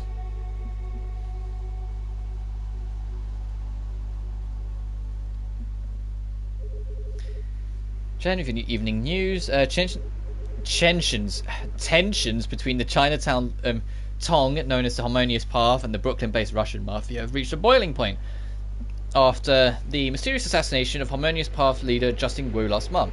In addition to brokering the recent ceasefire between the Chinese and Russian mobs, Mr. Wu was known in the criminal underworld for uniting the many Chinatown gangs into the Harmonious Path several years ago. Tony Kang, his apparent successor, is rumoured to favour a reignition of the war that decimated both criminal organisations. It is now all but certain that Mayor Montgomery will sign the bill with defence contractor Bishop Krause, allowing the corporation to permanently supplement the NYPD with their own security forces. As crime continues to increase around the city, support for the contract has reached an all-time high.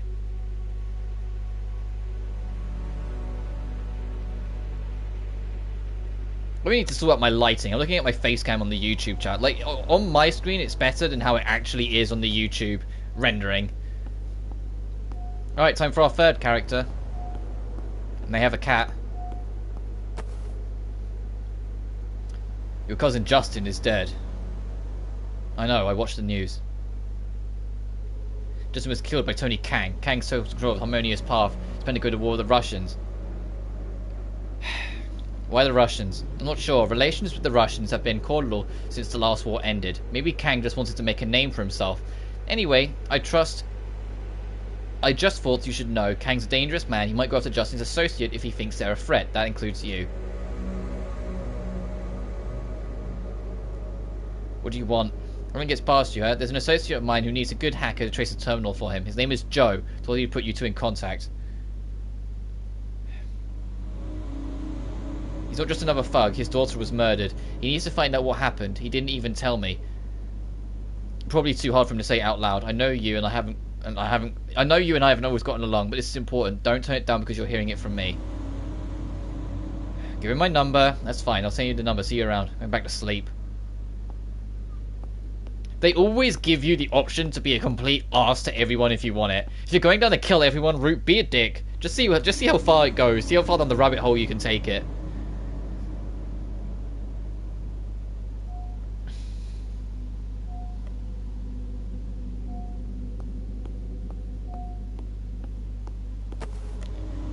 Lau, give me this number. You Spider? Yes. I'll get to the point. I have a terminal that I need cracked. Lau told me you'd be the best around for that kind of thing. We should do this in person. You're right. I'll send you my address through an encrypted channel.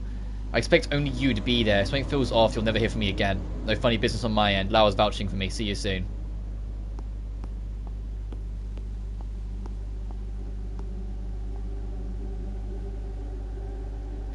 To be fair, I need to actually be looking into when Omori is actually expected to release on consoles.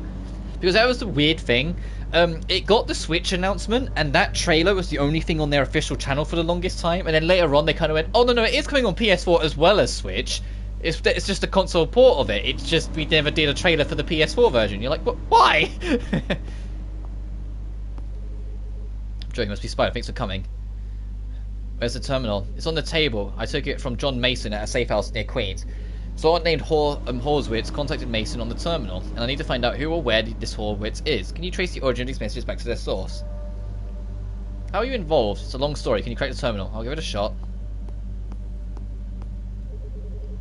John Mason used this terminal to contact someone named Horwitz through the underweb. Let's see if I can trace it back to his source. Horwitz covered his tracks extremely well. Tracing was impossible. This is interesting. I can't trace Horwitz back to its origin, but I can try to find out who else he talked to. Horwitz must have used his terminal as a proxy to hide his footsteps and accidentally left a few breadcrumbs. It looks like there are two other terminals that Horwitz contacted in New York City. One is in an apartment in Manhattan, and the other is in Chinatown? I know this address. This is one of Tony Kang's warehouses. What the hell does he have to do with this? I should tell Joe what I found. Whoever Horwitz is, his security is unbreakable. I was able to find two potential leads, though. One in Manhattan and one in Chinatown. What kind of leads are you talking about? Dangerous ones, most likely. One of them leads to a Chinatown mob safe house. I think we better if we start trusting each other. I'll tell you why I care about Horwitz if you tell me about the connection to the Chinese mob. Fine, you go first. Alright, my daughter Maria was murdered by Horwitz. She found out that the splinter group of Humanity Today, led by John Mason, was being paid to take the fall of the break-in Millennium industry, and Horwitz killed her to keep her quiet. Maria and I hadn't spoken in years and never was much of a father, but I owe it to her to find out what happened, no matter where it leads me. Sorry. Yeah, anyway, your turn. Justin Wu, the former leader of the Harmonious Path, was my cousin. He was killed by Tony Kang for control of the mob. I try to stay away from mob politics, but somehow it always finds a way back into my life.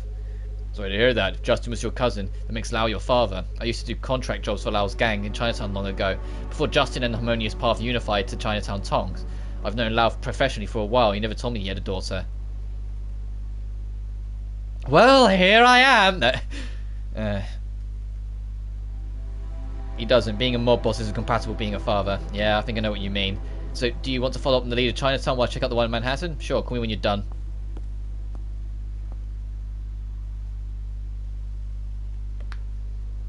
Now we get to see how Spider plays. I said I'll do one or two of Spider's levels and then wrap it up. I know it'll make this a smaller stream, but this is more of a showcase of the game, in my opinion. I wanted to show off why I like this game and why I recommend it more than me go through the whole game, yada yada. You know, I want to leave some breadcrumbs, so if any of you are interested, you come in. Spider's deal is that she has more energy than the others, and she also has a machine gun, so you can attack more often. And she has more ability points, and you can upgrade it further to expend it further, because she will be more reliant on it. She will also naturally regenerate one unit, and she has a holo projector. Just realize you create a hologram at your crosshair, drawing the attention of all enemies who see it for 4 seconds.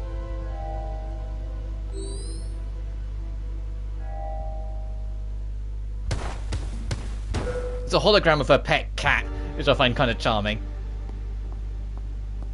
Like, Frank is built to be able to be aggressive and non-aggressive in your stealth. Joe is built to be almost entirely aggressive stealth, but she here, Spider, is built to be the opposite. She's almost entirely non-aggressive stealth. She's got less defense and is more vulnerable than anyone else. This allows you to throw a grenade towards your crosshair, doing non-lethal damage. It's also a stunner. But it won't be stunned forever, so be careful.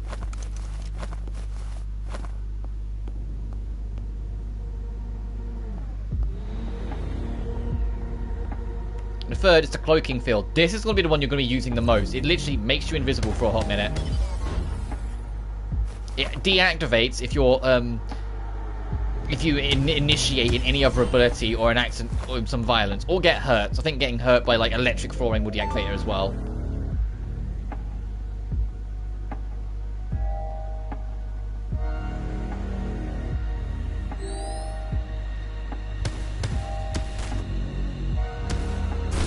Ow.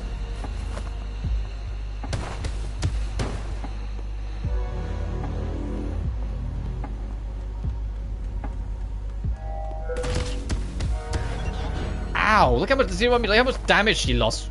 She took from that. Let's go up to the second floor.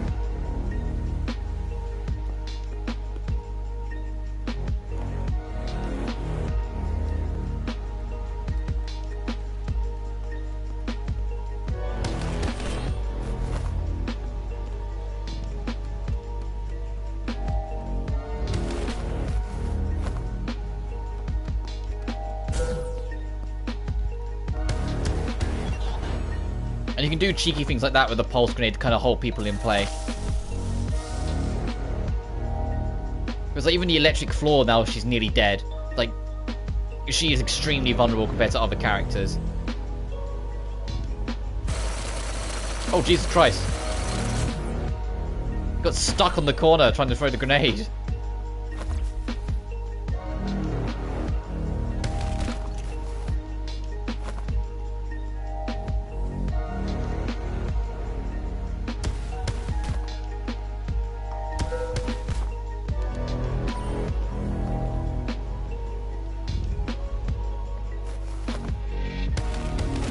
Alright, no one raised the alarm, so we're good. It was a bit dangerous, a bit frisky, but we got through.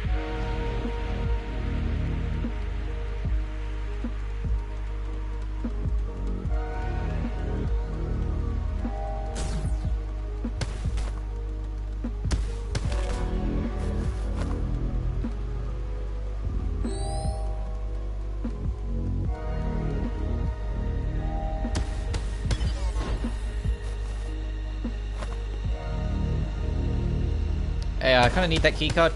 Thank you. But her, like, because she's entirely, like, non-violent stealth, like, trying to just get past enemies and not, she can be the hardest to actually play in this. Because you're punished most severely by fucking up because she has less health. And you're more reliant on your resources, which obviously you only have so much of because of your electricity. Like, you can't fuck around with it as easily.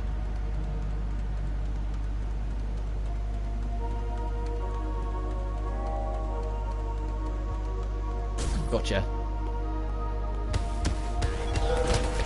Fuck! They got massacred anyway.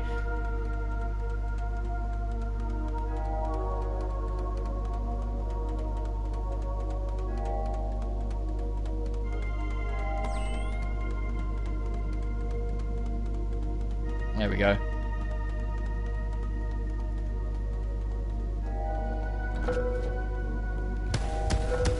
Uh-oh.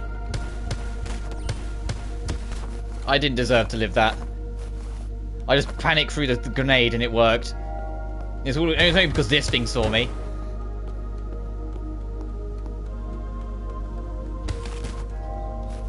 But then it all just feeds into like the thing that I like about it, that you can make mistakes. There is room to breathe in this game.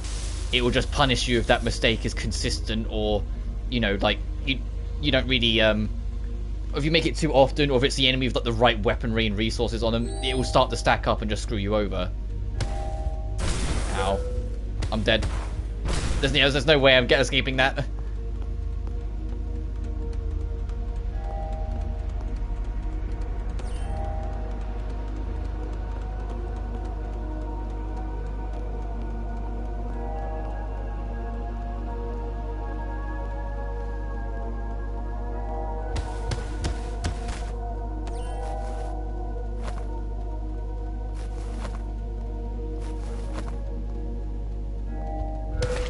Ow!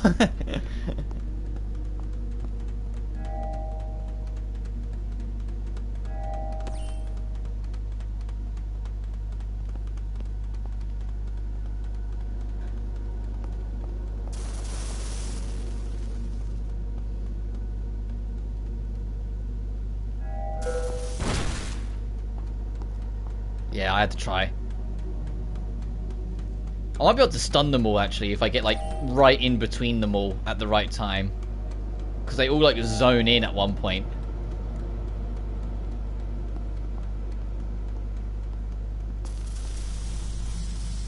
You see what I mean? Like, they kind of zoom out a little bit. Like, when they go back in, if I can throw it between them, I might be able to get something kind of cheeky here. Like that. Nice.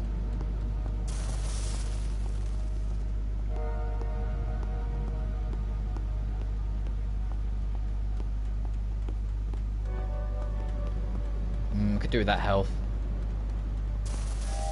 Uh oh. Well, clearly didn't need it that much.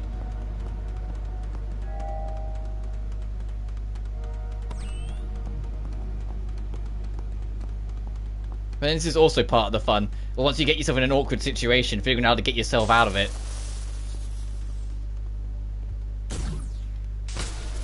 Oh, the electric floor, come on.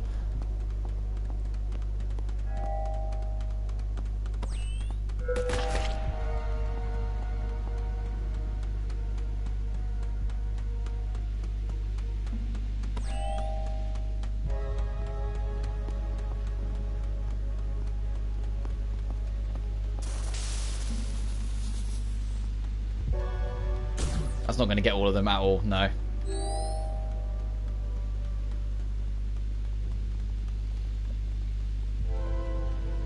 But now with their disembobulated, we might be able to squeeze in a little more. We just got to wait and see where they go.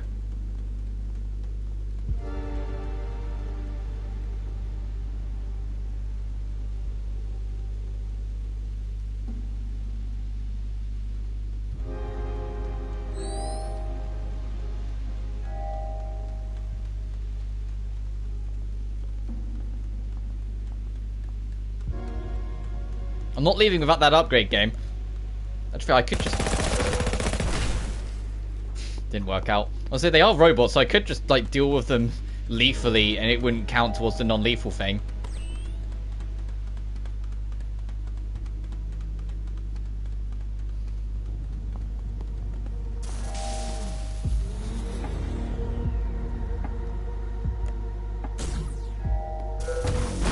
Fuck. I was hoping I'd catch all of them. And then this is what I was talking about earlier. It's like the moment your patience starts going with the stealth, it's the moment you start fucking up a lot more. You have to be prepared to just kind of stop after every attempt and let your brain kind of reconfigure everything you want to do.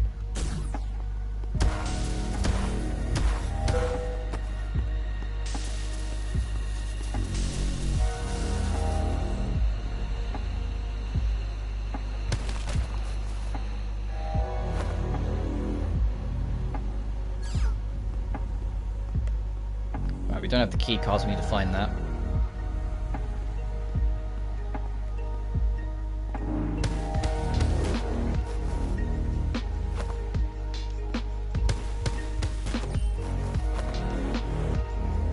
Oh, found it.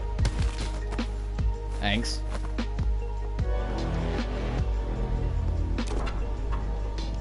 Alright, that's what we need.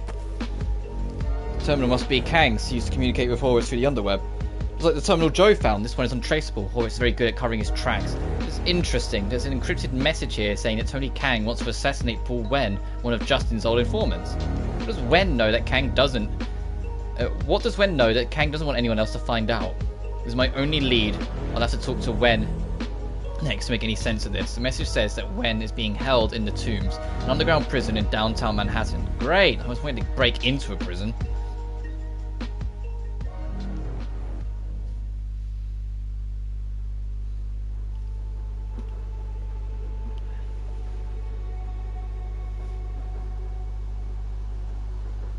I'll do this level and then I'll wrap it up. And we make that as my... I hope you'd like you're at least somewhat interested in what you like. I know stealth games aren't for everyone, but my god, do I miss stealth games. It is depressing how non-existent stealth games are nowadays. Oh, there's some... Make it so you can attack and remain cloaked. Make the projector last longer.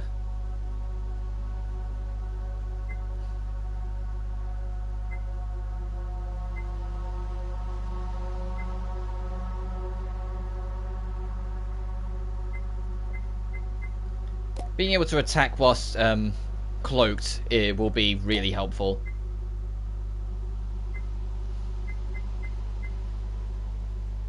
Increase the spider's movement speed while sneaking by 10.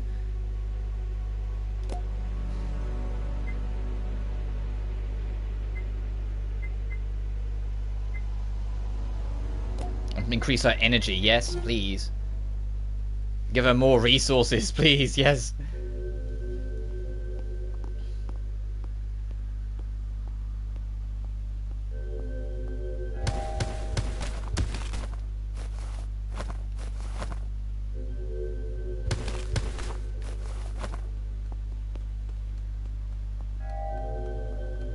And the upgrade kit is on this floor, got it. Ow!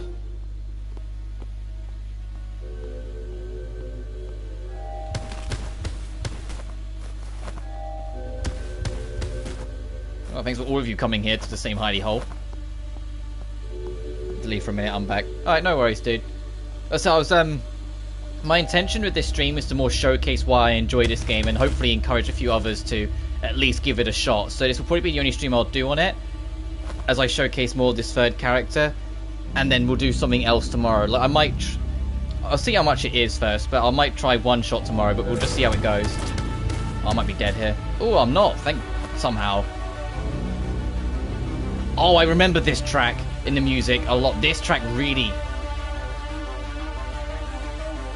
This is the be very fucking careful track. This is going to be a very dangerous and more difficult environment to stealth through, so pay a lot more attention to what you're doing and where you're going. Because look at this.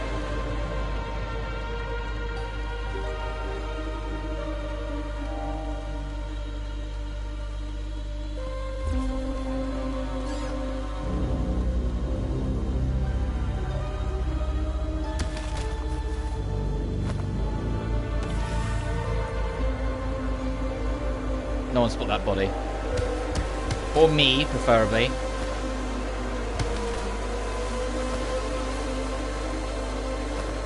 But like this one, the reason why I remember this track is because it makes me so anxious. This one track, it makes me so goddamn anxious when it plays. So you're trying to sneak around, mind your own business, and it's just listen to it.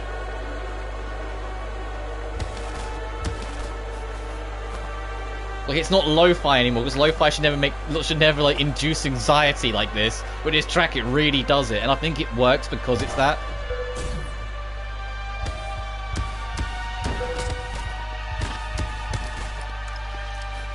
Oh, Jesus, now we're nearly dead again.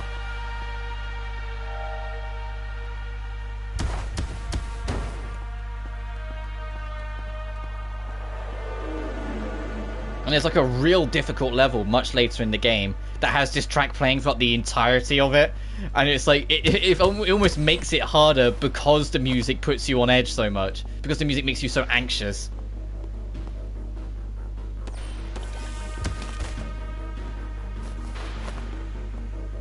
Oh, I remember, there's a checkpoint like over here somewhere. It's like either above me or like further to the left. But I remember being on like the left-hand side.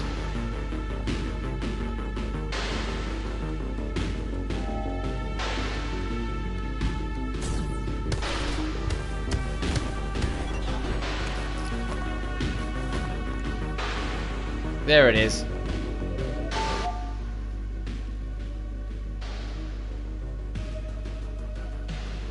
Okay, there's an item beyond that door that we need to get to.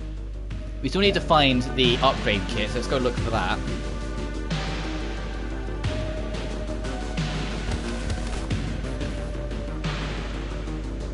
Your new home's this prison cell, dude.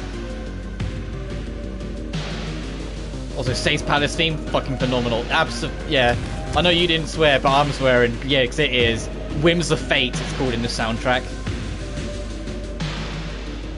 It's phenomenal. I love that. I love that dungeon theme. It's a trend that they seemingly started in Persona 4. And I say trend because it's only happened in 2 games, so who knows if it actually is. That the 6th dungeon theme is actually a lyrical track. Because Persona 4's 6th dungeon was also a song that was like the best dungeon theme in the game.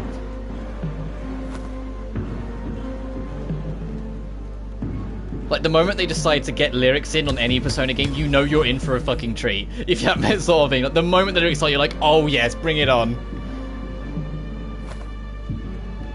I wouldn't say it's my favourite dungeon theme, though. Like, I genuinely, like, I think the 7th dungeon, like the one you go to after Sai, I think that one's right up there with one of my favourites because of, like, what it represents in the game. But I love the spaceship theme because I just love that style. And I love the Days When Mother Was Here, which is Futaba's palace theme, because of the emotional significance behind it. And like, once you know the track's called The Days When Mother Was Here, like, suddenly you have such an immediate understanding of every single glimmer of her character. Like, before you even, like, do anything else to get into her story bits. The moment you find out the track of her dungeon's called that, you're like, oh, right.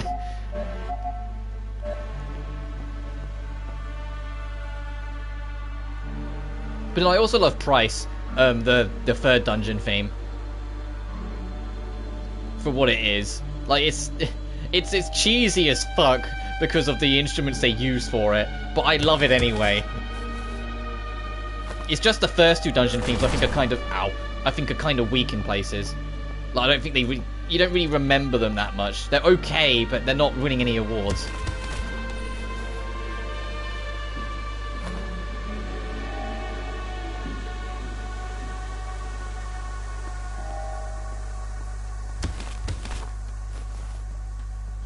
But it is a far cry better than Persona 4's dungeon themes as a whole. I think as a whole, Persona 5 has far superior dungeon themes to P4. Don't get me wrong, there's a couple tracks in P4 I really like that are dungeon themes. But as a rule, no, P5 kind of dominates with its soundtrack with the dungeon themes. And I must keep specifying dungeon themes because other tracks, it's really up to interpretation, because each Persona game, it's not just the art style that like kind of they play with. the themes are different in each game, and so the music to represent these themes also change from game to game. Yeah, I was nowhere I was going to live that. I don't need to go down there now anyway, so I'm just going to go up. And so they have very different styles in their soundtrack. Like, for me, my favourite soundtrack of the lot is Persona 4, but I'm biased because I love Persona 4 as a whole anyway. It's just the dungeon themes I don't think are as good as P5. And P3, like, it's kind of unfair to compare P3's dungeon themes, because all of Persona 3's dungeon themes is the same theme but remixed in different ways. So it's like, if you're into that kind of style, then you're gonna love it. If you're not, you're gonna be a bit like, oh, it's just another remix of this theme again, every time you go to a new area. But there's no actual, like, theming in the game as to why it's like that, but I won't spoil it in case you ever give it a try.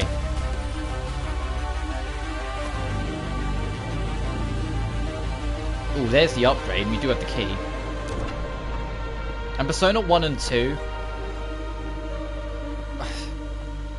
they're kind of hard to talk about the music, because, and I'm a big stickler of this, Persona 1's soundtrack was completely redone in the PSP remake. And I don't mean as in, like, re-recorded with higher hardware, no, as in 100% completely replaced with an entirely different series of tracks. And I despise the PSP soundtrack. I don't think it's anywhere near as good as the original on PS1. I get why they did it, because Persona 1's soundtrack is radically different to the rest of the franchise. So they changed the soundtrack of the PSP remake to unify it with the rest of the franchise. But by doing that, it lost all of its charm. Persona 1 is 110% atmosphere, and the soundtrack was super atmospherical in the PS1 version. Whilst in the remake, it's a lot more, you know, like funk or pop or jazz. Or, you know, it's got more of the themes and feelings that, you know, the Persona 3 onwards games had. And it's like as much as, you know, the tracks are fine on their own, for what it was supposed to do for Persona, I genuinely don't like them. I think they actually harm the game more than help. The only track I don't mind is the replacement normal battle theme. I think the normal battle theme is really good in the PSP remake. It's just every other track. Deadline is a far superior boss theme to Bloody Destiny. I don't like Bloody Destiny at all. Then the final boss theme is a sin for Persona 1. It was like a full atmospheric track, because you, like, Persona... I don't mind talking about it, it's Persona Goddamn 1. You fight this, like, diabolical, terrifying as fuck horror creature with, like, a girl's face like sewn into its chest and, like, a million arms and legs. Like, it's this horrific fucking creature. And the final boss theme in the original played a track that represented it. It was an extremely slow, like, atmospheric piece with, like, a very forceful and, like, echoey drum in the background that creeped you out along with what you were seeing. Whilst in the remake, they replaced it with, I kid you not, a 30-second rock loop.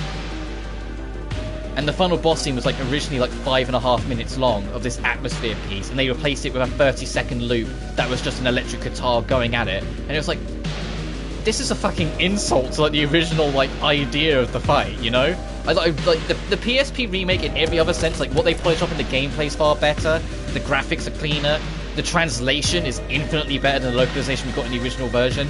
It's just the soundtrack that pisses me off. And I'd honestly, like, be like, yeah, go for it, get the PSP version if you can. If it had the ability as an option to at least let you, like, choose the PS1 soundtrack, but they don't. You can only listen to the PSP soundtrack in the PSP version. You don't get a choice in the matter. Thankfully, Persona 2 doesn't have that problem, but Persona 2's PSP remakes have other problems. Persona 2's soundtrack did get a remaster, but instead of it being actually replaced with a new one, it was just they, like, completely redid the old soundtrack.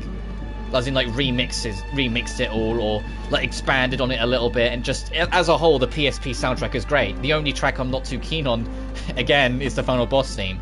And that's just because I feel like it sounded more mechanical in the original, which was fitting for the fight, whilst now it's more orchestral in the PSP version. I just don't think it fits as well. It's still the same melody, it's just I don't think it fitted as well. But if that's it, you know, it's a win. The Persona 2 soundtrack on both Innocent Sin and Eternal Punishment is great. Persona 2's punishment is the fact that I said the game's bugged. That would pretty much kill any fear I had with that boss. Yeah, it's why it pisses me off so much.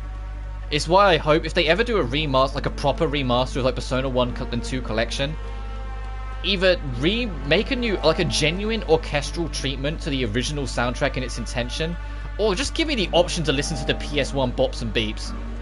Because I genuinely love the PS1 soundtrack because it's atmospheric.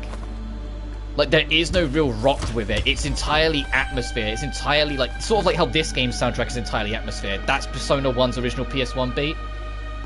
Whilst Persona 2, like, 99% of the soundtrack of Persona 2 is better in PSP because it's just a reorchestrated thing with better tech. Instead of using PS1, they use PSP tech to just make it cleaner. And because it was a late PSP game, they knew what they were doing to make it sound like really polished. Because it was like 2010 it came out, I think.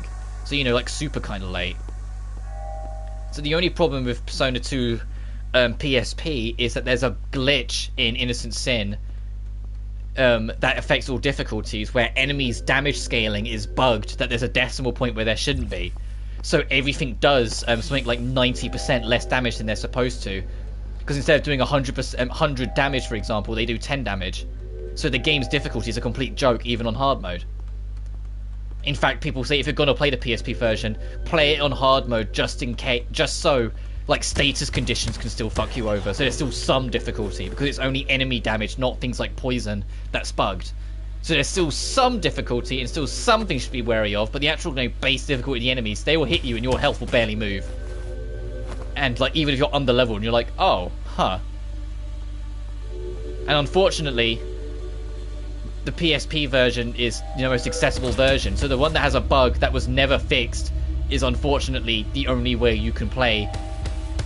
The only easy way you can play Innocent Sin. Because the only other way to play Innocent Sin in particular is a fan translation of the PS1 version, since the Innocent Sin was never officially ported to the West. Whilst its direct sequel Eternal Punishment was flipped, it never got a PSP release. Your only way of playing it is hunting down the PS1 original.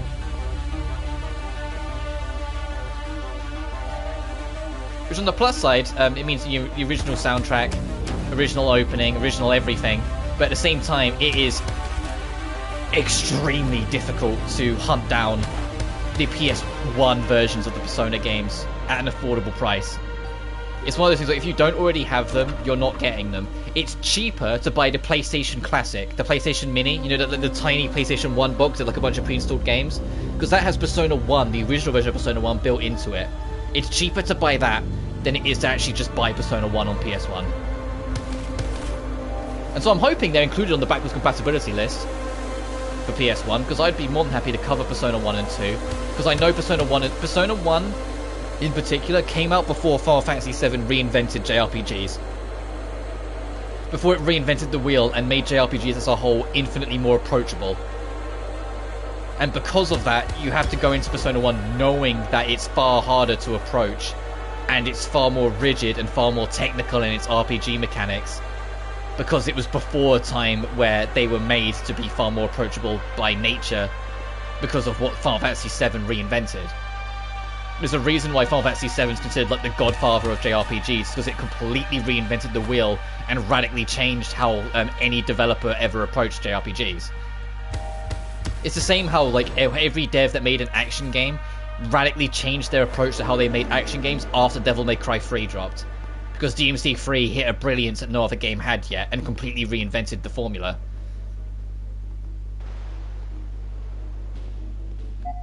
But I had to pick this goddamn level as the last one I do this stream. I forgot how long and difficult this level is to actually survive. And yeah, I mean difficult, because holy hell. You don't even have a key for this.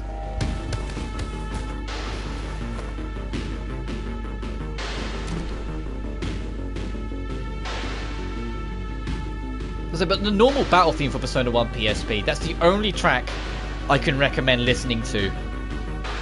That's like the only track that I don't mind, because they make it another like lyrical song to try and like be more universal with the series, and I think it's a fine song. It's literally just the rest of the soundtrack I genuinely don't like. And it annoys me because anytime Atlus acknowledged Persona 1, they play the fucking PSP version soundtrack. Like in Persona 5, there's a bunch of DLCs in Persona 5 that allows you to dress up as characters from the older games. And when you dress up as them through those DLCs, the battle theme will be replaced with the battle theme from that game. Persona 1 plays the PSP battle theme instead of the original.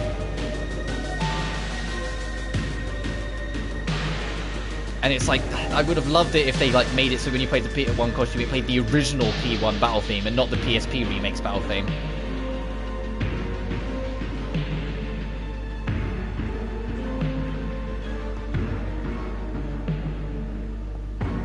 As I said, an innocent sin, eternal punishment.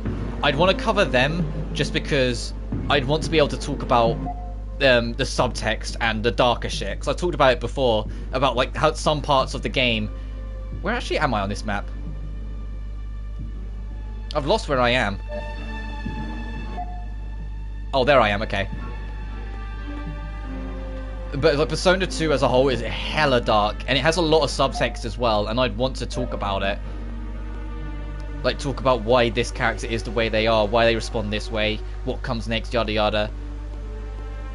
They would be hard games to me to play because of the shit they talk about, so I probably wouldn't do it straight away, even if they're on the back combat list, but it's something I'd love to do one day, to kind of be like, yeah, look, this game talks about this. Because a lot of people only remember Persona 2 as the one where there's time travel shenanigans that make you meet Hitler. And it's like, no, the game, like, people look at that and treat it as that's the game. It's like, oh, it's that weird, goofy Persona 2. It's like, you have no idea how dark the game gets, but it's completely subtracted because people just think it's like, hey, it's that weird game with time travel and fucking Hitler's in it. And that's it, and that's as far as people are prepared to look. When the entire game's, like, memo, or, like, is about rumors and how damaging rumors can be. Because they have a system in Persona 2 where, the town you're in is cursed, and if rumors become popular enough, they become fact no matter what. And some people are aware of this and exploit that by paying people to spread certain rumors solely to ruin people. To make bad things that they've done a reality, so they can then exploit it to reveal them as this horrible person that they forced them to be because rumors became fact. And so rumors of a time travel machine eventually make a time travel machine. You can use it in your own advantage as well in the gameplay mechanics. You can spread rumors that this one lady actually has a secret weapon shop, and so you can make it so you can make it a weapon shop, and then you can buy weapons from her. Oh, I did pick up a key. Alright, this room. Let's just try and sneak past it.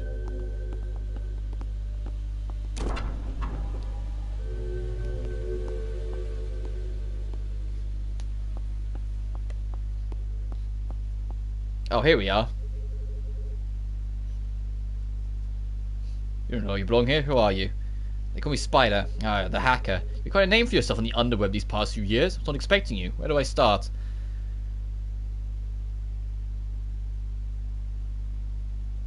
Tony Kang wants you dead. Tell me what you know about him. You sure you don't already know him better than I do? Kang wants to stay on top. V must be nice from up high. I know all that, so it's make it useful. No application? Appreciation? Fine then. Kang's caught up in a situation he can't control because he thought too much about money and power. He took a deal to reignite the war with the Russians, a deal Justin was wise enough to ignore.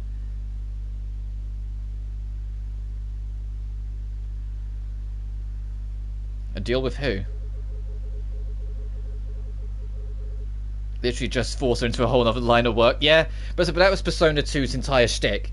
It's sort of like how Persona 5 has like, the metaverse and like has its themings of what the true aspects of people's minds and what people are and changing people's hearts and whatnot. Every Persona game does a different kind of thing. Like Persona 4 is like being able to face your past and being able to face who you are and what you truly believe instead of the front you always put up to everyone else, like your true self sort of thing, while also having themes of my brain's drawn a blank. It's like I can see it, I can't think of it. I'll get back to it. Actually, no, I do remember it. Themes of what the public want to see out of you.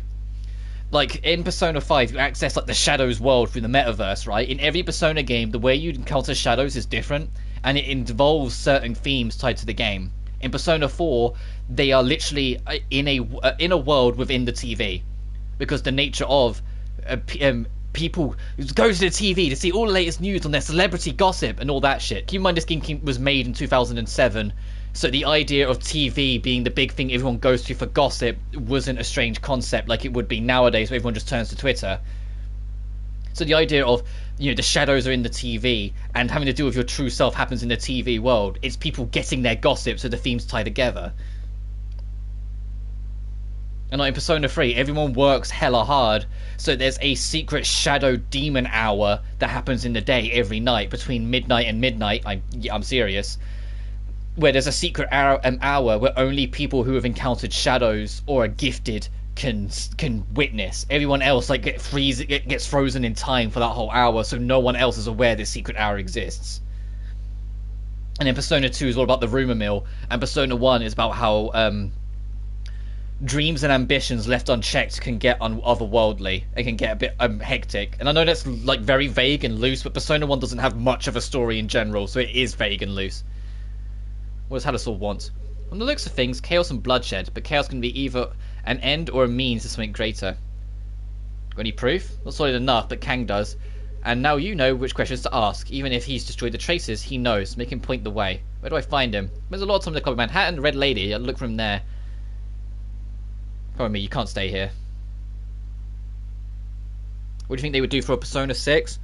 I have 2 requests for Persona 6. When it comes to theming and things like that, I have no idea. I'm not a smart enough person. But I have 2 sole requests. The first one is in every single Persona game you play a high schooler. Change it. Make yourself a college kid. Because I feel like there are certain themes in the franchise that they kind of try and talk about, but they don't fully commit on because then the characters aren't old enough. Like, I want to talk to them about... I want the characters to talk about alcoholism. And they kind of do that in Persona 5 with one of the confidants, but not much. But it's only with a confidant with an extra character. It's not one of your main parties having to suffer from it and you have to help them out.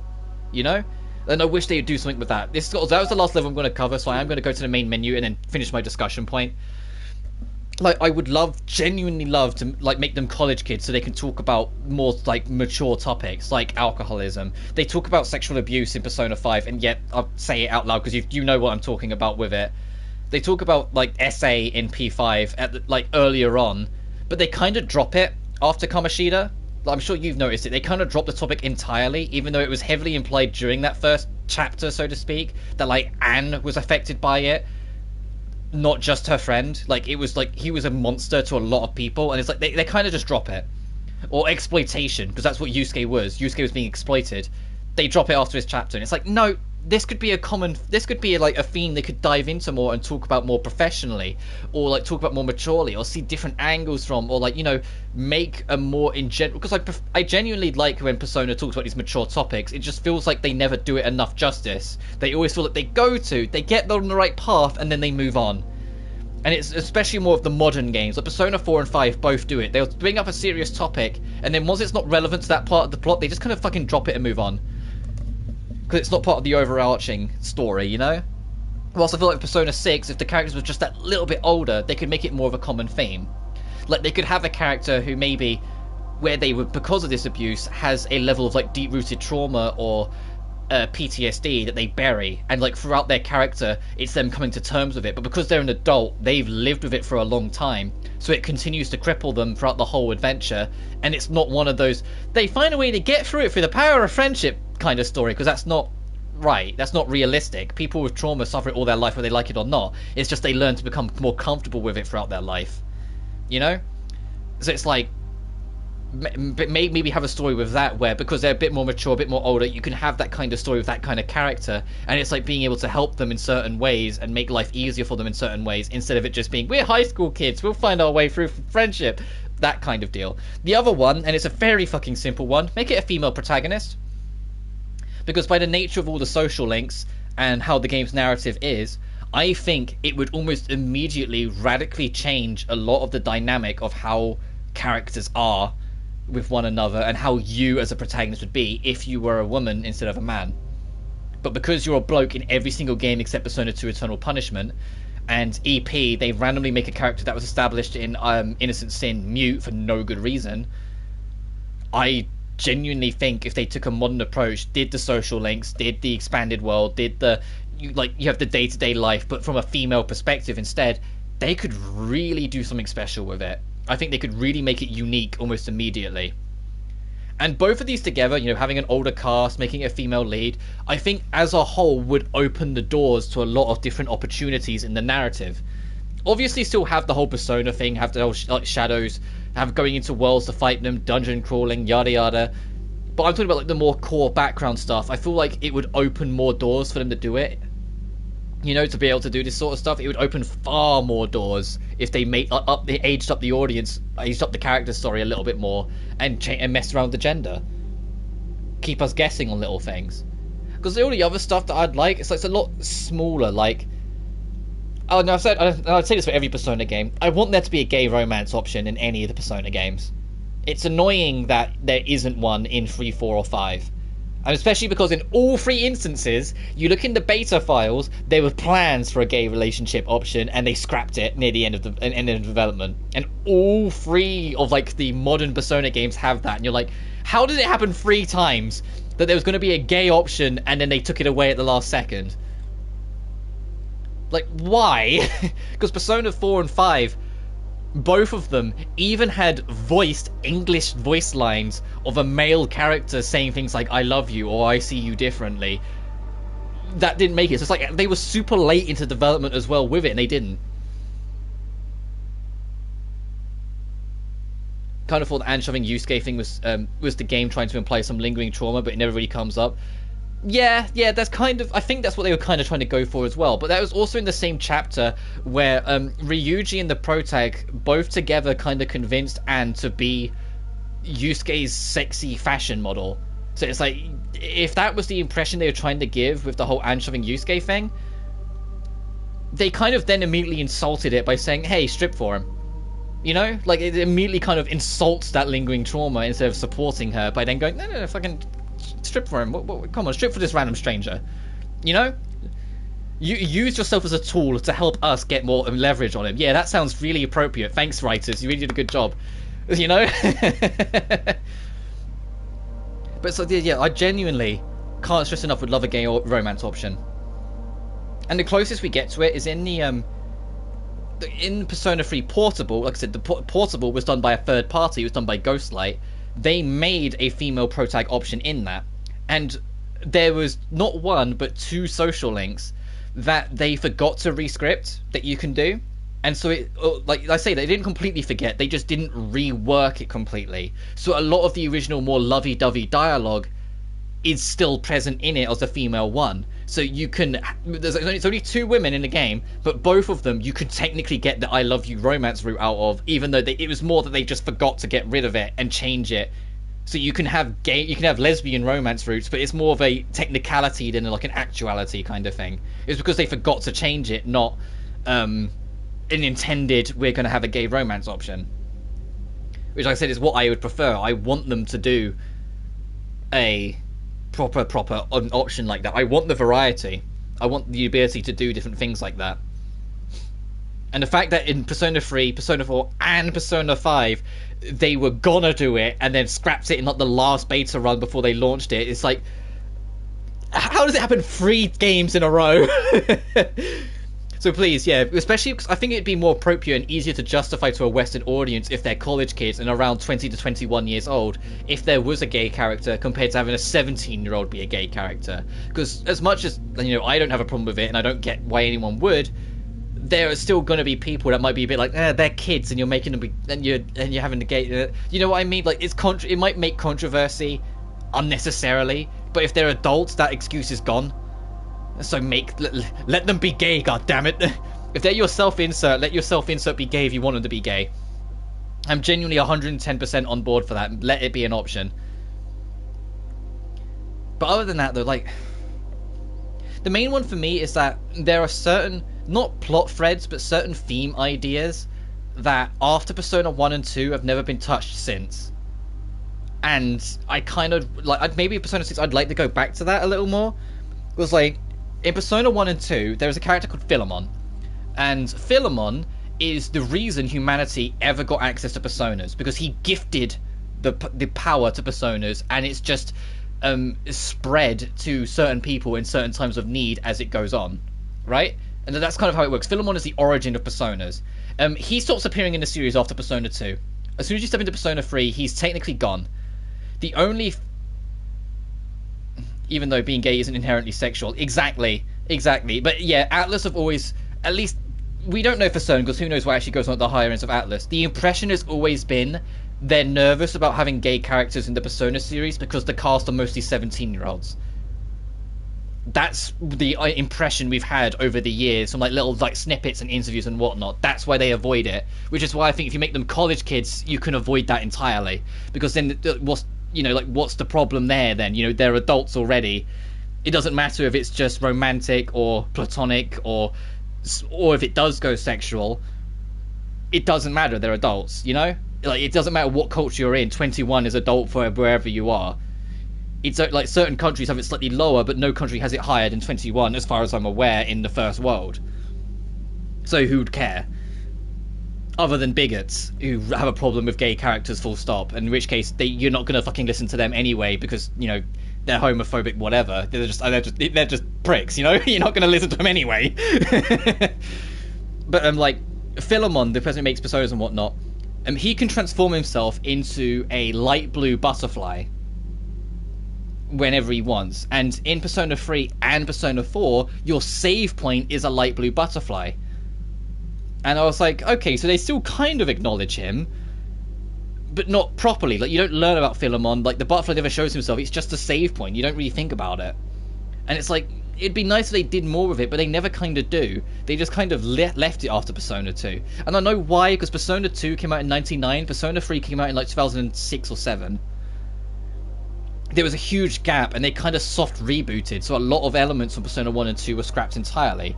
The only things they kept was the elemental system, the wild card, so you can change your personas, like the compendium infusions, and the high schooler scenery.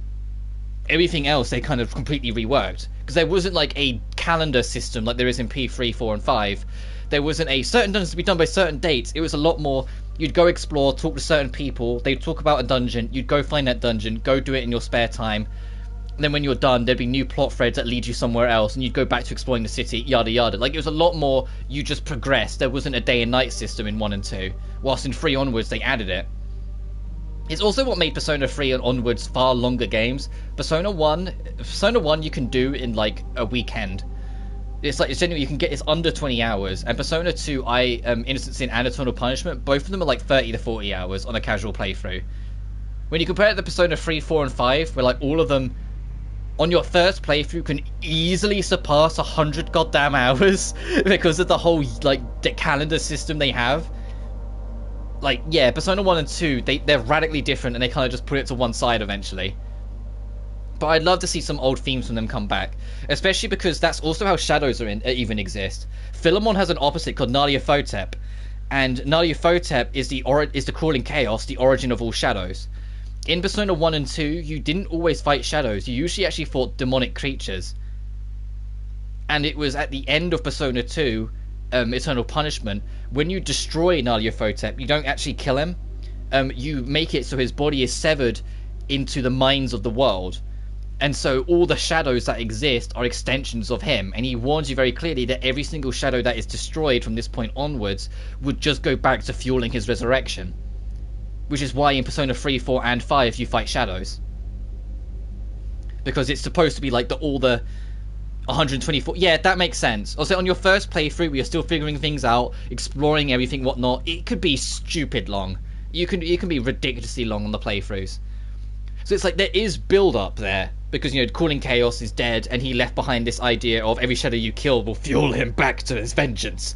And then you kill nothing but shadows in 3, 4, and 5. Like, eventually they're going to touch upon that, right? Like, it's like they're building up to something, right? Do something with that in P6, please. But I think the reason why they're not is because once they do, like, deliver on that, and once they do Nyarlathotep, there might not be that much in, like, the overarching, like, background narrative to touch upon anymore. They might feel like that game has to be the last Persona, and the whole time Persona is their best-selling franchise, they're not going to want it to end, are they? They're going to keep on doing new ideas, trying to do new things. They're going to do a Persona 6, because we know 6 is in development. They've confirmed it in interviews that they're working on it, they just haven't got anything to show. They'll probably do a 7 later on, they'll probably do an 8, yada yada. They'll probably carry it on as long as people still buy it. It's just, when they eventually decide to wrap it up, I think that will be when they do Nyarlathotep, because I don't think they'll do it beforehand, because if they did do it beforehand, like I said, I don't know how they think. They might take a completely different direction afterwards, but they might feel that lingering thread being solved leaves them not as much to go on for the future, that they might feel like that has to be an end piece. But I do think they're hinting at it, because I won't spoil Persona 2, but a lot of Persona 5's plot, and I don't mean like the individual chapter to chapter, I mean like the overarching story of what's going on. Although it's not one-to-one, it's very reminiscent to Persona 2's overarching plot. And I feel like that's deliberate to kind of hint that they want to involve the classic universe a little bit more later on. That they want to kind of touch upon those older plot lines at some point in the future. But as it stands, they're kind of leading into it. But Persona 2 has a character called Joker, for example. Persona 2 has a character that is sexually abused. It's like the first character you meet, like Persona 5. Persona 2 has an American character that moved to Japan, and in Persona 5, Lisa in Persona 2. Both characters have a like gung-ho, crazier bloke that you joins the party that dyes their hair a different colour from what it actually is. Ryuji's hair is black. I can't remember the name of the character in 2, but his hair is actually lighter and he dyes it black instead. It's the other way. It's flipped. I think he's blonde and he dyes his hair black. Like, there's a lot of references, and like the biggest one, the absolute biggest one of it, and it's like the biggest twist of Persona 2 is near identical to the biggest twist of Persona 5, which is why I'm not going to elaborate on it, because like, you haven't got to it yet. I know you haven't if you've just seen the getting shot by Akechi bit. But it's like there's a lot of similarities from 5 to 2, and I feel like that's deliberate because they're leading into tying 2 into the plot in a later game. So who knows? Sorry, the easiest way to make streams drag out is ask me stuff about Persona, because it's a franchise I've known my entire life. I grew up with the franchise, literally. Some of my earlier gaming experiences was watching my old man play Persona 1 and 2. And then I jumped into the series around... hang on 1 second.